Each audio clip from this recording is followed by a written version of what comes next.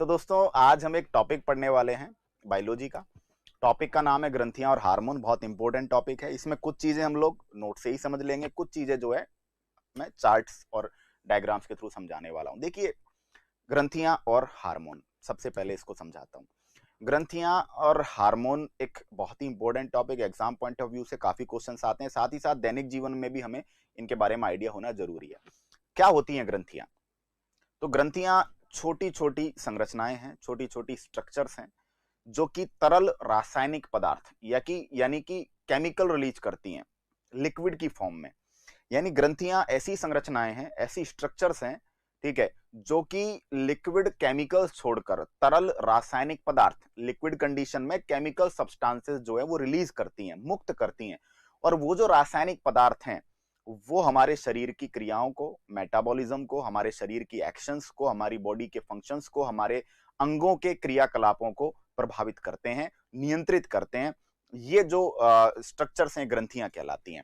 तो आपसे पूछा जाए ग्रंथियां क्या है, आप साफ कहोगे शरीर की ऐसी स्ट्रक्चर जो कि, है ना, जो बॉडी के जो पदार्थ होते हैं उन्हीं से कुछ नया बनाती हैं। यानी कि बॉडी के अंदर के सब्सटेंसेस को यूज करते ही, प्रोटीन यूज करके, अमीनो एसिड यूज करके, या फिर आप कह सकते हो, या फिर जो है स्टीरॉइड्स बॉडी में जो हो रहे हैं उनको यूज करके, मतलब जो ग्रंथियां होती हैं वो क्या कर रही हैं, वो विभिन्न प्रकार के केमिकल्स बना रही हैं।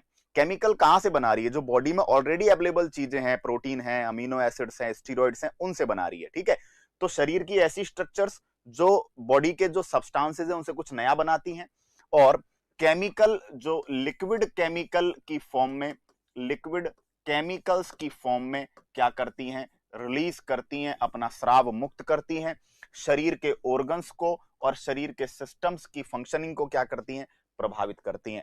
पूछा जा रहा है ग्रंथियों में पसीना हो सकता है, सीबम हो सकता है, तेल हो सकता है, दूध हो सकता है, विभिन्न प्रकार के एंजाइम हो सकते हैं, हार्मोन हो सकते हैं, ये ग्रंथियों के द्वारा रिलीज की जा रही है चीजें। आगे और डिटेल में चीजें पढ़ेंगे। देखो, ग्रंथियों को जिस सिस्टम में पढ़ा जाता है वो है रासायनिक समन्वय तंत्र, केमिकल कोऑर्डिनेशन सिस्टम। यानी ग्रंथियों का जो स्टडी है या ग्रंथियों का जो पूरा का पूरा फंक्शन है वो किस तंत्र में आता है। जैसे जैसे सांस लेने की क्रिया श्वसन तंत्र में आती है, खाने को पचाना डाइजेस्टिव सिस्टम में आता है ना, जो संतान उत्पत्ति की प्रोसेस है वो रिप्रोडक्टिव सिस्टम में आती है, मूत्र बनाने की प्रक्रिया, ब्लड को छानने की प्रक्रिया जो है उत्सर्जन तंत्र एक्सक्रेटरी सिस्टम में आती है। उसी प्रकार हमारी जो बॉडी की ग्लैंड्स हैं और ग्लैंड्स के द्वारा जो केमिकल्स रिलीज किए जा रहे हैं, उन केमिकल्स के द्वारा जिन जिन ऑर्गन्स को, जिन जिन सिस्टम्स को प्रभावित किया जा रहा है, वो सारा का सारा किसमें पढ़ा जाता है, केमिकल कोऑर्डिनेशन सिस्टम। अब क्वेश्चन पूछा जाता है, बहुत इंपॉर्टेंट है, ये केमिकल कोऑर्डिनेशन सिस्टम किसके समान है? ये तंत्रिका तंत्र के समान है। यानी कि तंत्रिका तंत्र भी तो यही काम करता है, अरे नर्वस सिस्टम भी तो यही काम करता है, ये पहले भी डिस्कस किया है मैंने। नर्वस सिस्टम में, नर्वस सिस्टम भी तो यही काम करता है, बॉडी के अंगों को प्रभावित करता है, बॉडी के ऑर्गन्स और सिस्टम्स पर कंट्रोल मैनेज करता है। तंत्रिका तंत्र जिसका हेड ब्रेन है, तो ब्रेन भी तो पूरी बॉडी पर अपना नियंत्रण बना के रखता है, ब्रेन भी तो पूरी बॉडी के क्रियाकलापों को प्रभावित करता है। लेकिन अंतर है, तंत्रिका तंत्र और रासायनिक समन्वय तंत्र में जो सबसे मेजर डिफरेंस है प्यारे बच्चों, वो क्या है? वो दोस्तों, रासायनिक समन्वय तंत्र स्लो है, जबकि तंत्रिका तंत्र जो है वो फास्ट है। यानी तंत्रिका तंत्र की क्रियाविधि जो होती है बहुत फास्ट होती है ना। भाई मेरा नर्वस सिस्टम ने मुझे कहा कि हाथ को हटाओ, ऐसे मैंने ऐसे कर दिया, ऐसे घुमाओ, तुरंत है रिएक्शन, फास्ट। मैं जो बोल रहा हूं ये मैसेज मुझे कहां से आ रहा है, ब्रेन से आ रहा है और क्विक हो रहा है। लेकिन जो रासायनिक समन्वय तंत्र है, जो ग्रंथियां और हार्मोन के प्रभाव है, वो तुरंत नहीं होते, वो थोड़े स्लो होते हैं, है ना, इतने क्विक नहीं होते। ठीक है, चलिए अब ग्रंथियां जो हमारी बॉडी में है वो 3 प्रकार की हैं। क्लियर? ग्रंथियां 3 प्रकार की है, एक्सोक्राइन, एंडोक्राइन, मीजोक्राइन। बहिस्रावी ग्रंथियां, अंतःस्रावी ग्रंथियां, मिश्रित ग्रंथियां। कितने प्रकार की ग्रंथियां हमारी बॉडी में? 3 प्रकार की ग्रंथियां हैं, बहिस्रावी, अंतःस्रावी, मिश्रित। इसी को समझाने वाला हूं, देखिएगा दोस्तों।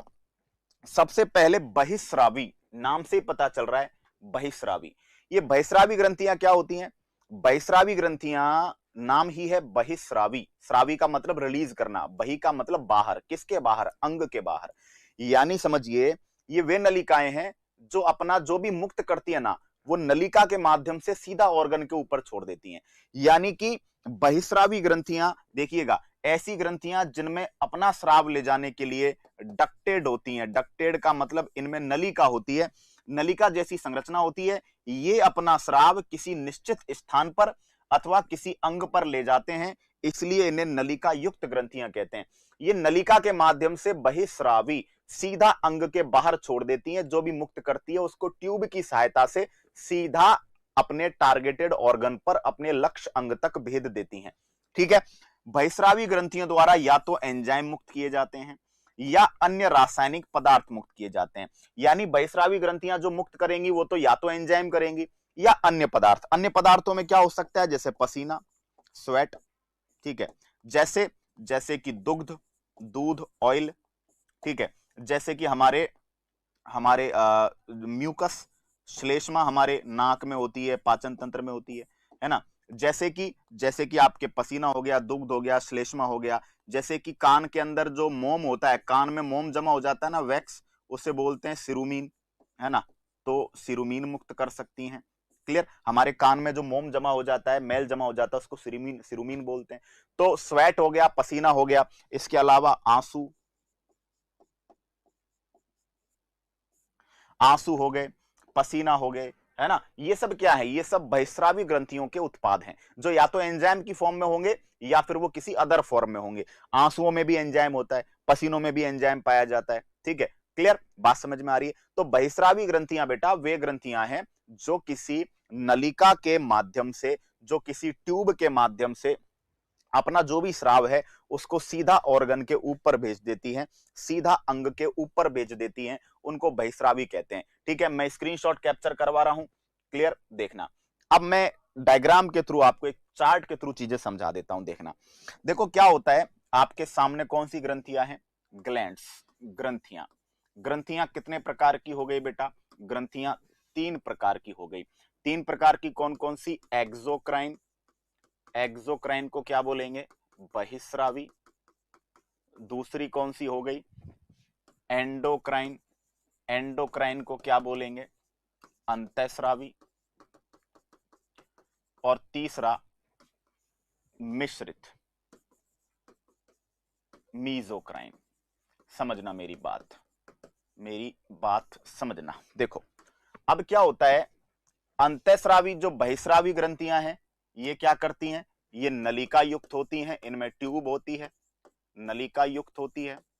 और ये रिलीज क्या कर रही हैं, ये रिलीज कर रही हैं क्या, ये रिलीज कर रही हैं एंजाइम या अन्य पदार्थ मुक्त करती हैं, एंजाइम या अन्य पदार्थ मुक्त करती हैं।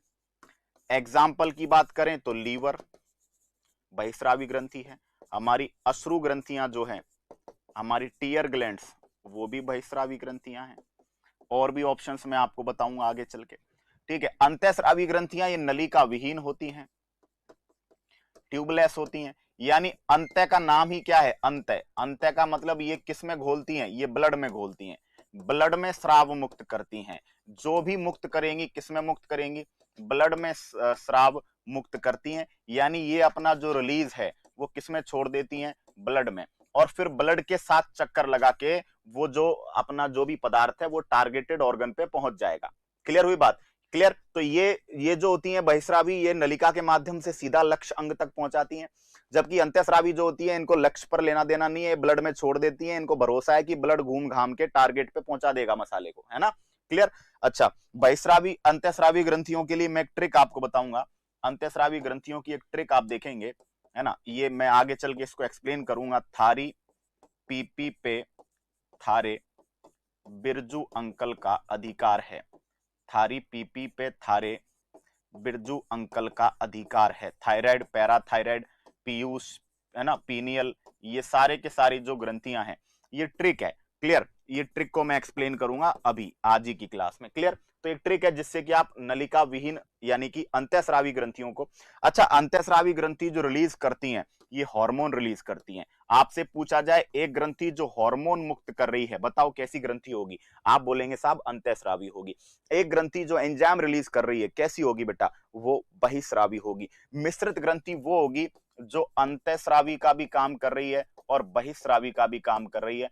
अंतःस्रावी से हार्मोन निकलेगा और बहिस्रावी से क्या निकलेगा, एंजाइम निकलेगा।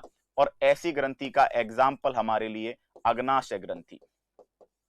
अग्नाशय को पक्वाशय भी बोलते हैं और इसको पैंक्रियाज बोलते हैं। ये सबसे बड़ी मिश्रित ग्रंथि है ना, क्लियर। ये एक प्रकार की क्या है, मिश्रित ग्रंथि है, क्लियर, अग्नाशय, ठीक है। तो अग्नाशय ग्रंथि हार्मोन भी रिलीज कर रही है, अग्नाशय ग्रंथि एंजाइम भी रिलीज कर रही है, ठीक है। तो ये हमारा जो है ये भी स्क्रीनशॉट हमारा कैप्चर हो जाएगा, ठीक है। चलिए अब हम क्या करेंगे, अब हम एक एक के बारे में डिटेल में चीजों को लेंगे, ठीक है।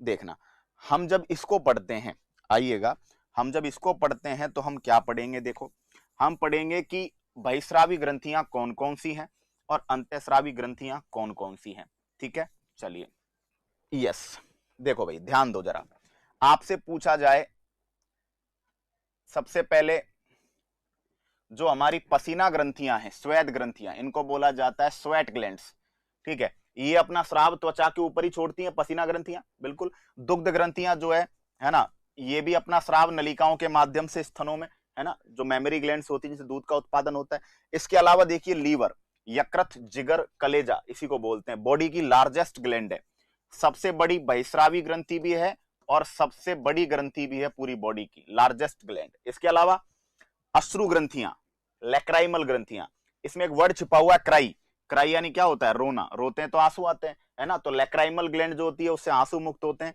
पसीना ग्रंथियां, पसीना ग्रंथियों को श्वेत ग्रंथियां बोलते हैं, है ना, स्वेट ग्लैंड्स, पसीना निकल रहा है। लार ग्रंथियां, सैलाइवरी ग्लैंड्स हमारे होती है, सैलाइवरी ग्लैंड्स। इसके अलावा म्यूकस या श्लेष्मा ग्रंथियां, म्यूकस ग्रंथि, श्लेष्मा ग्रंथि नाक में भी होती है, पाचन तंत्र में भी होती है, नाक में भी है और पाचन तंत्र में भी है ना। जब जुकाम होती है तो नाक की श्लेष्मा ग्रंथि क्या हो जाती है, सूज जाती है, इस कारण नाक बंद हो जाती है।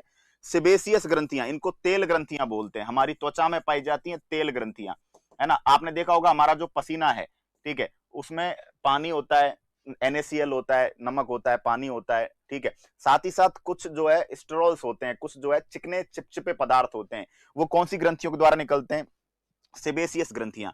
ये सेबेसियस ग्रंथियां क्या मुक्त कर रही है, सीबम। सीबम क्या है, एक चिपचिपा पदार्थ है जो कि त्वचा की तेल ग्रंथियों द्वारा निकल रहा है। इसके अलावा जठर ग्रंथियां, गैस्ट्रिक ग्लैंड्स, इनके द्वारा पाचन तंत्र में क्या निकल रहा है ना, जो जठर रस है वो निकल रहा है। इसके अलावा सिरुमीन ग्रंथियां, ये कान में पाई जाती हैं, ठीक है। इसके अलावा बात करें छोटी आंत में जो है ब्रूनर्स ग्रंथियां, ब्रूनर्स ग्रंथि, ये कहां पाई जाती है, छोटी आंत में पाई जाती है। और भी बहुत सारे एग्जाम्पल आपको बहिस्रावी के मिल जाएंगे, ठीक है। क्लियर हुई बात यहां तक, चलिएगा। तो हमारे सामने ऑप्शंस की बात करें तो लीवर हो गया, हमारी अश्रु ग्रंथि हो गई, पसीना ग्रंथियां हो गई, लार ग्रंथियां हो गई, श्लेष्मा ग्रंथियां हो गई, है ना, जठर ग्रंथियां जिनसे पाचक रस वगैरह निकल रहे हैं वे हो गया, सिरुमीन ग्रंथियां हो गई जो कान में पाई जा रही हैं, ब्रूनर्स ग्रंथि छोटी आंत में पाई जा रही है, सारी की सारी कैसी ग्रंथियां हैं, बहिस्रावी। स्क्रीनशॉट लीजिएगा, ठीक है। अब हम आगे बात करेंगे, देखना, अब दोस्तों अंतःस्रावी की बात करते हैं। देखना, अंतःस्रावी के बारे में ध्यान दीजिएगा। अंतःस्रावी ग्रंथियां, इसको बड़े प्यार से समझना है। देखिए अंतःस्रावी ग्रंथियां नलिका विहीन होती हैं, ये आपने समझ ही लिया है, ठीक है। अंतःस्रावी ग्रंथियां कैसी होती हैं, नलिका विहीन होती हैं। देखिए नलिका जैसी संरचना नहीं होती, ट्यूब नहीं होती, अपना स्राव सीधे ब्लड में छोड़ देती हैं, इसलिए संपूर्ण शरीर पर प्रभाव पड़ता है। इनसे निकलने वाले स्राव क्या होते हैं, हार्मोन्स होते हैं, ठीक है। थॉमस एडिसन को अंतःस्रावी विज्ञान का जनक, वेरी गुड, अंतःस्रावी तंत्र के अध्ययन को एंडोक्राइनोलॉजी बोलते हैं, and father of endocrinology, father of endocrinology, है ना, ये क्या है आपका, है ना, जो है थॉमस एडिसन। हार्मोन वर्ड किसने दिया, स्टार्लिंग नाम के व्यक्ति ने दिया। Hormones are chemical messengers, hormone एक प्रकार के क्या है, केमिकल मैसेंजर्स हैं, है ना। हार्मोन जो है क्या करते हैं, मैसेज देते हैं, रासायनिक संदेश वाहक हैं। अब आपसे पूछा जाए अंतःस्रावी ग्रंथियों को याद करने के लिए मैंने आपको एक ट्रिक बताई थी, ठीक है।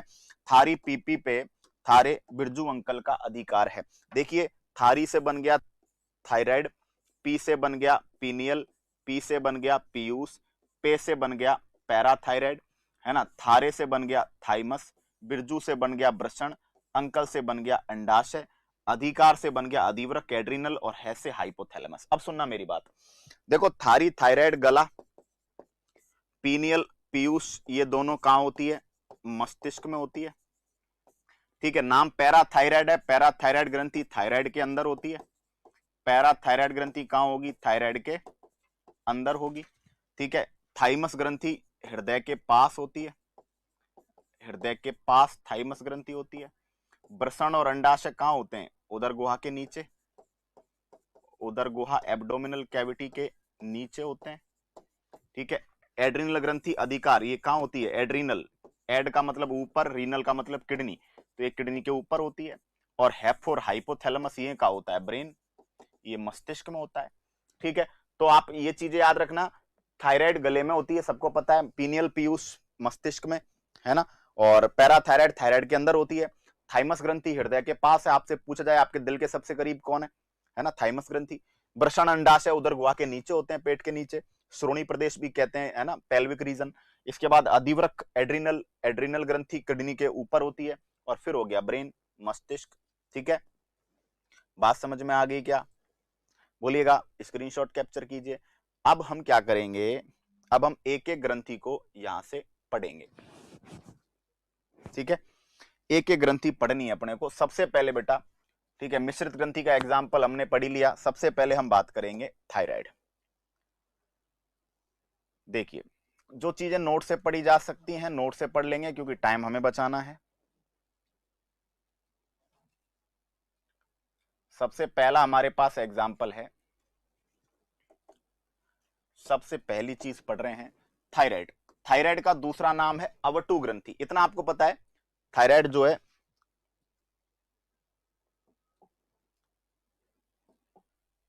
ठीक है, थायराइड ग्रंथि जो है कहां पाई जाती है ना, गले में। आपकी जो ट्रेकिया है, श्वास नली के पास। याद रखना, थायराइड ग्रंथि में कितनी पाली होती है? 2 पाली। ठीक है, 2 पालियां होती हैं। क्लियर? थायराइड ग्रंथि शरीर की सबसे बड़ी एंडोक्राइन ग्रंथि। याद रखना, शरीर की सबसे बड़ी ग्रंथि लीवर है, लेकिन एंडोक्राइन ग्रंथियों में लार्जेस्ट एंडोक्राइन ग्लैंड्स, शरीर की सबसे बड़ी अंतःस्रावी जो ग्रंथि है वो क्या है? वो आपके थायराइड है। क्लियर? थायराइड एच आकार की या तितली के आकार की ग्रंथि है। एक्चुअली 2 पालियां हैं ऐसे, ठीक है, तो ऐसे तितली के जैसी लगती है। क्लियर? तो इसको एच आकार की या क्या बोलते हैं भाई, आप ऐसे मान के चलिए, ऐसे। ठीक है, तो 2 पालियां हैं, तितली के आकार की ग्रंथि है, श्वास नली के दोनों ओर पाई जाती है थायराइड। क्लियर? थायराइड के द्वारा जो हार्मोन निकल रहा है, गुलाबी रंग की ग्रंथि है, ये भी याद रखिएगा। थायराइड के द्वारा जो हार्मोन निकल रहा है उसका नाम क्या है? थायरोक्सिन। थायरोक्सिन हार्मोन थोड़ा लेवल पे जाएंगे, 2 प्रकार का होता है, T3 T4, try iodothyronine, tetra iodothyronine. Actually देखा जाए तो दोनों में आयोडीन है ना, तो ट्राई आयोडोथायरोनिन, टेट्रा आयोडोथायरोनिन, है ना।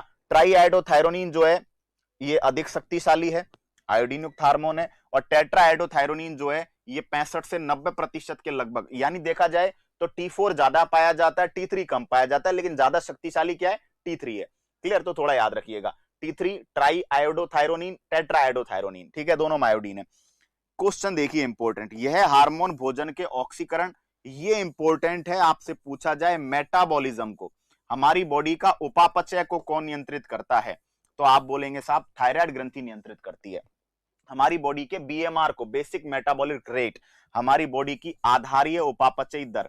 इसीलिए आपने देखा होगा कि जिनको थायराइड की प्रॉब्लम होती है ना, जिनको थायराइड ग्रंथि की समस्या होती है, वे या तो बहुत ज्यादा मोटे हो जाते हैं या बहुत ज्यादा पतले हो जाते हैं। क्यों? क्योंकि उनका बॉडी का मेटाबॉलिज्म जो है ना वो डिस्टर्ब हो जाता है। अब मेटाबॉलिज्म अगर ज्यादा हो गया है तो उसकी वजह से आपका वजन बढ़ेगा। मेटाबॉलिज्म एकदम कम हो गया है या ऐसी चीजें, देखो मेटाबॉलिज्म में 2 प्रकार की क्रिया होती है, संश्लेषणकारी और विघटनकारी। कैटाबॉलिज्म, एनाबॉलिज्म, है ना। इनमें एक में क्या होता है, नए मॉलिक्यूल ज्यादा बनते हैं, एक में मॉलिक्यूल टूटते ज्यादा हैं। तो जिसमें मॉलिक्यूल ज्यादा बन रहे हैं तो आपका वेट बढ़ेगा, टूट रहे हैं तो वेट घटेगा। क्लियर? थायराइड ग्रंथि को टेम्पो ऑफ लाइफ कहते हैं, जीवन का टेम्पो कहा जाता है बच्चों। क्यों? क्योंकि जिस तरह से टेम्पो जो है धीरे धीरे धीरे धीरे करके आपको आगे बढ़ाता है ना, ऐसे ही मंजिल तक पहुंचाता है, उसी प्रकार थायराइड ग्रंथि धीरे धीरे आपके मेटाबॉलिज्म को मैनेज करती है। देखो, थायराइड ग्रंथि आपके हार्ट बीट को और आपकी श्वसन दर को भी मैनेज करती है। ठीक है, ये क्वेश्चन बहुत इंपॉर्टेंट है। मेंढक का लार्वा टेडपोल कहलाता है। मेंढक का लार्वा जब वयस्क में बदलता है तो इस प्रोसेस को कायांतरण या मेटामॉर्फोसिस कहते हैं। ये याद रखना बहुत आता है। मेंढक का लार्वा, लार्वा को टेडपोल बोलते हैं, और मेंढक का लार्वा जब वयस्क में बदलता है तो उस प्रक्रिया को मेटामॉर्फोसिस कहते हैं, कायांतरण। और कायांतरण में मेंढक के लिए कौन सी जो ग्रंथि है वो जिम्मेदार है, कौन सा हार्मोन जिम्मेदार है, तो आप कहेंगे थायरोक्सिन। क्लियर। इसके अलावा ग्रंथियों की जो हार्मोन निकल रहे हैं उनकी कमी होने से, अधिकता होने से बीमारियां हमें होती है। तो कमी को बोलते हैं हाइपोसिक्रेशन, अल्पस्राव, और अधिकता को बोलते हैं हाइपर सीक्रेशन, अतिस्राव। अल्पस्राव, अतिस्राव, इसको कमी अधिकता भी कह सकते हैं। तो ये सुनिएगा दोस्तों, थायरोक्सिन हार्मोन की अगर कमी हो जाए, कमी से बच्चों में क्रिटिनिज्म या जड़ वामनता, क्रिटिनिज्म जड़ वामनता, जड़ वामनता का मतलब क्या होता है, बुद्धि जड़ हो जाती है, और वामन का मतलब बच्चा बोना रह जाता है, हाइट कम रह जाती है और बच्चा बोना, जिसमें बच्चे बोने और मंदबुद्धि हो जाते हैं। थायरोक्सिन हार्मोन की अल्पस्राव अगर वयस्क में हो जाए, एडल्ट में, तो कौन सी बीमारी होती है, मिक्सोडीमा। अयस्क में अगर वयस्क में कमी हो जाए तो कौन सी बीमारी होगी, मिक्सोडीमा। क्वेश्चन आता है अगर भोजन में आयोडीन की कमी हो जाए, उसकी वजह से थायरोक्सिन हार्मोन की कमी हो जाए, तो थायराइड ग्रंथि फूल जाती है, और फूल जाती है तो उसको गलगंड, घेंगा, कंठमाला या गोइटर रोग बोलते हैं। तो थायरोक्सिन हार्मोन की कमी और अधिकता से जो बीमारियां हो रही हैं उनको एक बार के लिए यहां पे हमने डिस्कस किया है। ठीक है, ये स्क्रीनशॉट हमारा कैप्चर हो जाएगा। क्लियर। देखना, ये थायरोक्सिन हार्मोन के बारे में। क्लियर। अब मैं इसको वापस एक चार्ट पे लूंगा, टेंशन आपको बिल्कुल नहीं लेनी है, देखिएगा।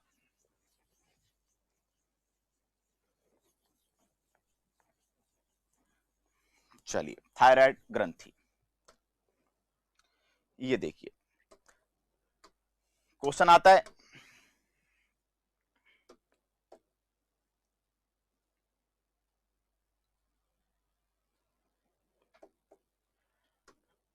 क्वेश्चन आता है यहां पे, ध्यान देना।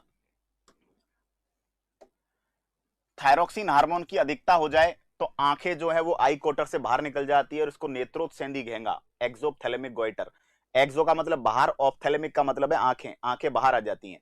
थायराइड ग्रंथि की आत्महत्या, ऑटोइम्यून थायराइडाइटिस, है ना, एक स्व प्रतिरक्षा विकार है जो खुद की इम्यूनिटी के कारण होता है, उसको हाशीमोटो रोग बोलते हैं। ठीक है। और अगला है प्रूमर रोग, जिसमें थायराइड ग्रंथि में गांठें बन जाती हैं अतिस्राव के कारण, है ना।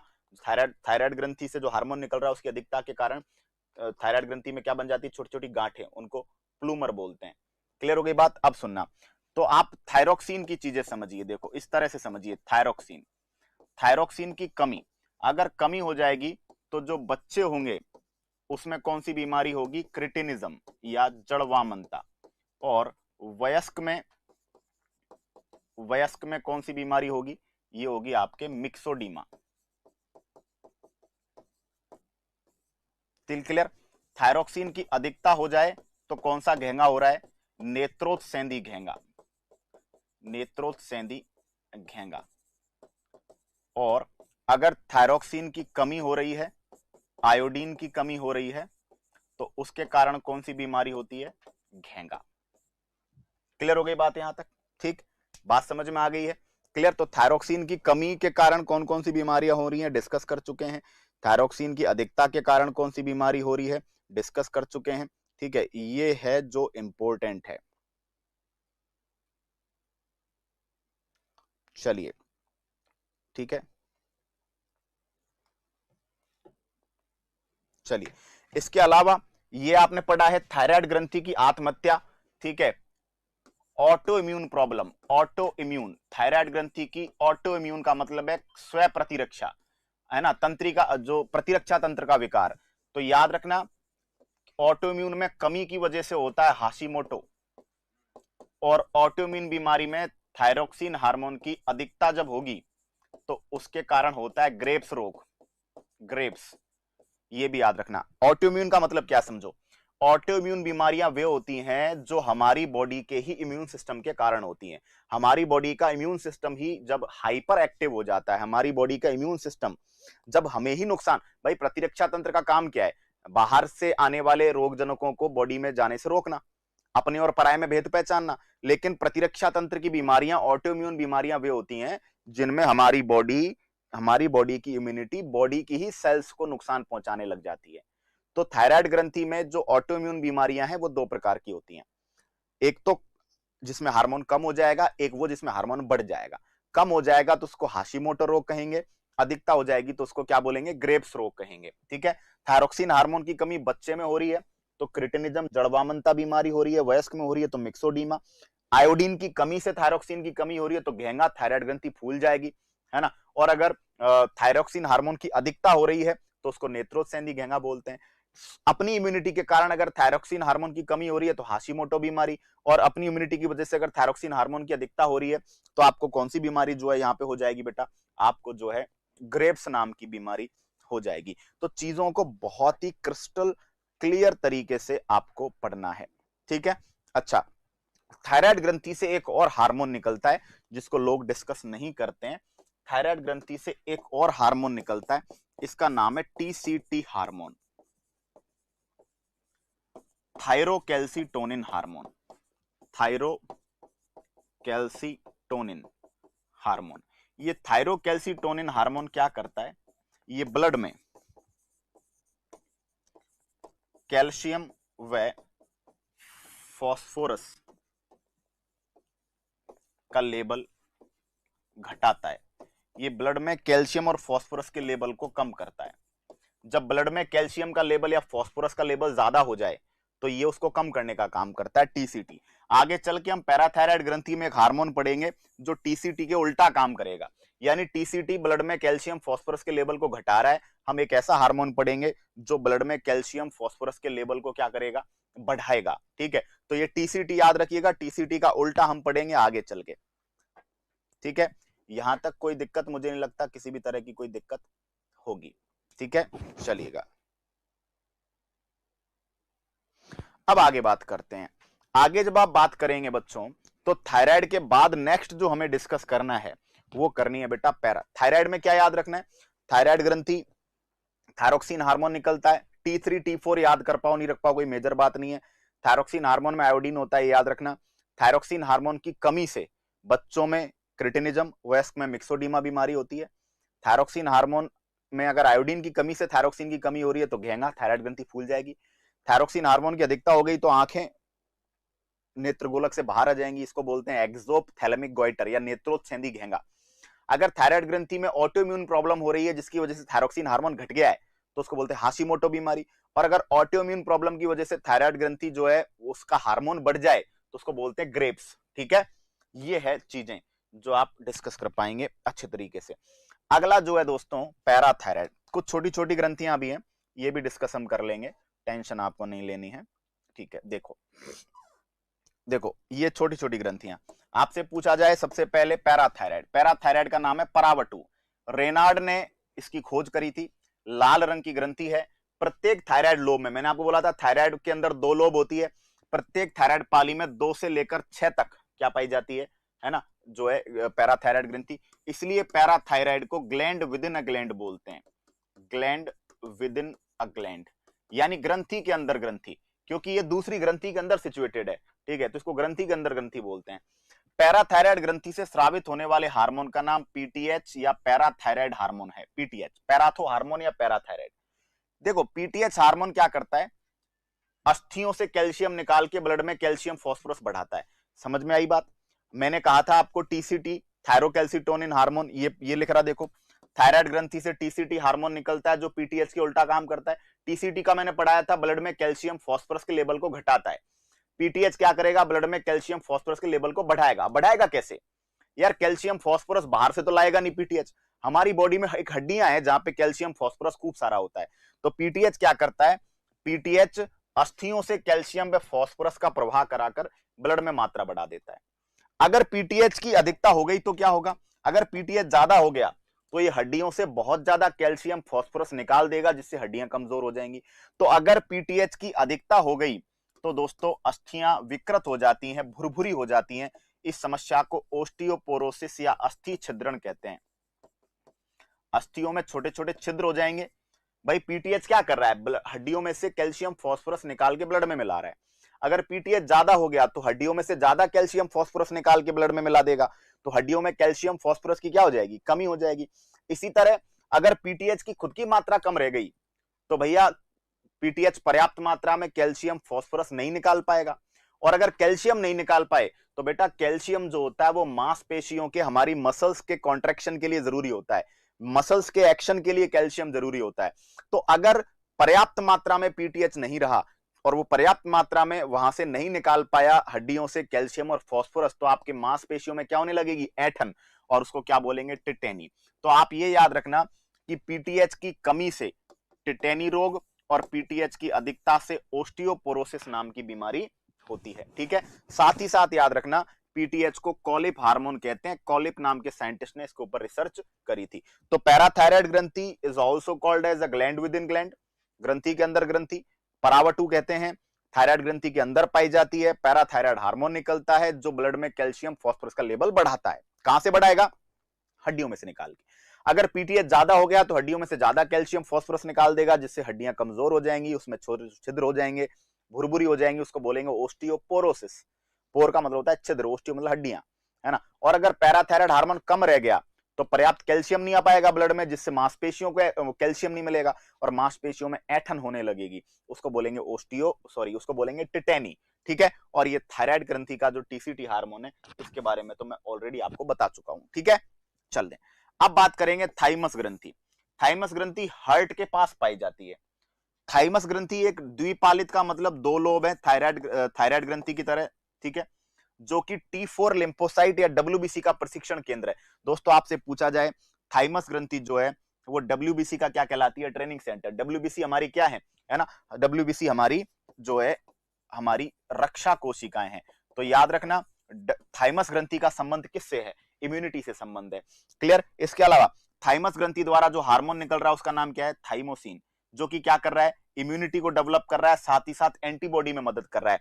इसके अलावा मैं बता देता हूं आपको, जब बच्चा मां के पेट में होता है और जब बच्चा मां के पेट में होता है तब तक उसकी डब्ल्यूबीसी नहीं बनी होती, तब तक उसके इम्यून सिस्टम का, उसके प्रतिरक्षा तंत्र का काम कौन करता है, थाइमस ग्रंथि करती है। यानी जब तक बच्चा मां के पेट में है, as a form of embryo है, एम्ब्रियो की फॉर्म में है, तब तक उसकी बॉडी में इम्यून सिस्टम को कौन डेवलप करता है, उसकी बॉडी में जो प्रतिरक्षा तंत्र है उसको कौन डेवलप करता है, आप बोलेंगे साहब थाइमस ग्रंथि। और थाइमस ग्रंथि से जो हार्मोन निकल रहा है उसका नाम आपके सामने क्या है बेटा, थाइमोसिन नाम है।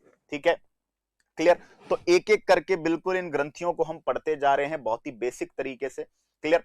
और ये सब इसलिए ताकि आप पॉइंट टू पॉइंट चीजों को पढ़े, जो चीज समझ में नहीं आए वो मैं एक्सप्लेन कर ही रहा हूं। ठीक है, क्योंकि बायोलॉजी इज कंप्लीटली लाइक अ रट्टा।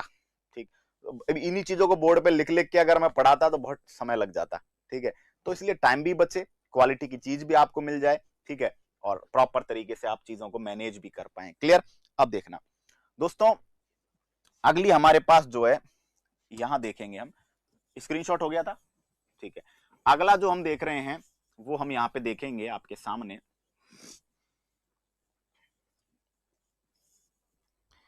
अगली ग्रंथि हमारे सामने है पीनियल।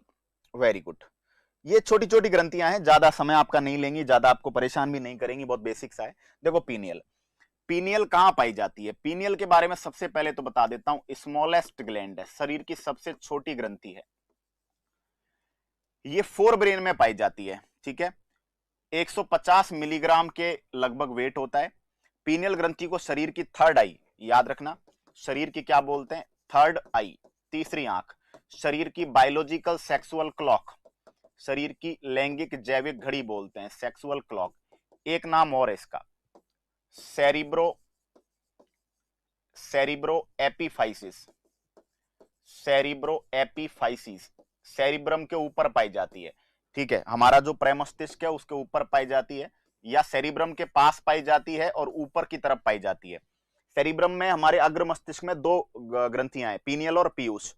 तो पीनियल जो है वो ऊपर पाई जाती है, इसका नाम एपिफाइसिस है। पीयूष जो है वो नीचे पाई जाती है, इसलिए उसका नाम पढ़ेंगे हाइपोफाइसिस। सेरिब्रो एपिफाइसिस, एपी मतलब ऊपर, अगला पढ़ेंगे सेरिब्रो हाइपोफाइसिस, हाइपो मतलब नीचे। ठीक है, सेरिब्रो एपिफाइसिस के नाम से जानते हैं। पीनियल ग्रंथि सफेद रंग की ग्रंथि है जिसके द्वारा हार्मोन निकलता है मेलेटोनिन। ये याद रखना दोस्तों, मेलेटोनिन क्या कर रहा है, वेरी वेरी इंपॉर्टेंट, हमारे रूटीन को तय करता है, हमारी सेक्सुअल डेवलपमेंट को, हमारे लैंगिक विकास को, साथ ही साथ महिलाओं में मासिक चक्र को नियंत्रित करता है। मासिक चक्र के अलावा ये भी याद रखना, त्वचा के रंग का भी ये निर्धारण करता है, त्वचा के रंग का निर्धारण करता है। क्लियर? तो आपको पूछा जाए पीनियल ग्रंथि हमारे रूटीन को, अब ये पीनियल ग्रंथि हमारे रूटीन को कैसे कंट्रोल कर रही है, सुनना। आपने देखा होगा कि अगर आप डेली एक ही टाइम पे जगते हो, अगर आप डेली एक ही टाइम पर जगते हो तो आपको उस समय जगने के लिए अलार्म लगाने की जरूरत नहीं है। अगर आपने अलार्म लगा भी दिया है तो भी आप बिना अलार्म के जस्ट आपके जगने के टाइम से 1-2 मिनट पहले आपकी नींद खुल जाएगी। आप डेली एक फिक्स टाइम पे खाना खाते हो तो उस समय आपको किसी भी तरह का इंडिकेशन जो है ऑटोमेटिकली आने लगेगा कि हाँ खाना खाने का टाइम हो गया है ना। आप जो है गुटखा तंबाकू कुछ खाते हैं तो आपको ऑटोमेटिकली उसके खाने का इंडक्शन आने लगेगा, खा गुटखा, खा गुटखा, पी चाय, पी चाय। डेली आप किसी को सुबह 11 बजे मैसेज करते हैं, रात को किसी का गुड नाइट आता है, सुबह किसी का गुड मॉर्निंग आता है, तो ऑटोमेटिकली आपकी बॉडी में इंडक्शन आते हैं कि भाई मैसेज कर ले, मैसेज देख ले, मैसेज आया होगा, है ना। ये जो आदत है ये कौन देती है, ये पीनियल ग्लैंड। साथ ही साथ हमारे सेक्सुअल डेवलपमेंट को कंट्रोल कर रही है, महिलाओं में मेंस्ट्रुअल साइकिल मासिक चक्र को नियंत्रित कर रही है, साथ ही साथ हमारे त्वचा के रंग को भी नियंत्रित करती है। अब ध्यान से देना, मेलेटोनिन हार्मोन की मात्रा, ये याद रखना, मेलेटोनिन हार्मोन की मात्रा तेज प्रकाश में घट जाती है और अंधकार में बढ़ जाती है। ठीक है, मेलेटोनिन की कम मात्रा होने पर लैंगिक विकास जल्दी हो जाता है, इसीलिए जो जन्म से अंधे बच्चे हैं, अब जो जन्म से अंधे बच्चे हैं उनमें प्रकाश की मात्रा आंखों में कम पहुंच रही है। ठीक है, प्रकाश की मात्रा आंखों के अंदर क्या हो रही है, कम पहुंच रही है, तो अंधकार में मेलेटोनिन की मात्रा, अरे समझो अंधे बच्चे, अंधे बच्चे, तो अंधे बच्चों की आंख में क्या पहुंच रहा है, प्रकाश कम, प्रकाश कम पहुंच रहा है तो मेलेटोनिन ज्यादा, और मेलेटोनिन अगर ज्यादा है, ठीक है, वन सेकेंड, उल्टा हो गया, क्या है हमारे सामने, मेलेटोनिन हार्मोन की मात्रा तेज प्रकाश में क्या हो जाती है, घट जाती है, और अंधकार में क्या हो जाती है, बढ़ जाती है मेलेटोनिन हार्मोन की मात्रा। अगला है मेलेटोनिन की कम मात्रा होने पर लैंगिक विकास जो है वो जल्दी हो जाता है, इसलिए जन्म से अंधे बच्चों में प्रकाश की मात्रा आंखों में कम पहुंचने के कारण मेलेटोनिन, ये थोड़ा सा ये लाइन है जो है इसको मैं वापस क्रॉस वेरीफाई करूंगा अभी, क्योंकि ये लाइन नोट्स में मुझे क्या लग रही है, गड़बड़ लग रही है। ठीक है, इसको अभी एक्सप्लेन करेंगे। क्लियर?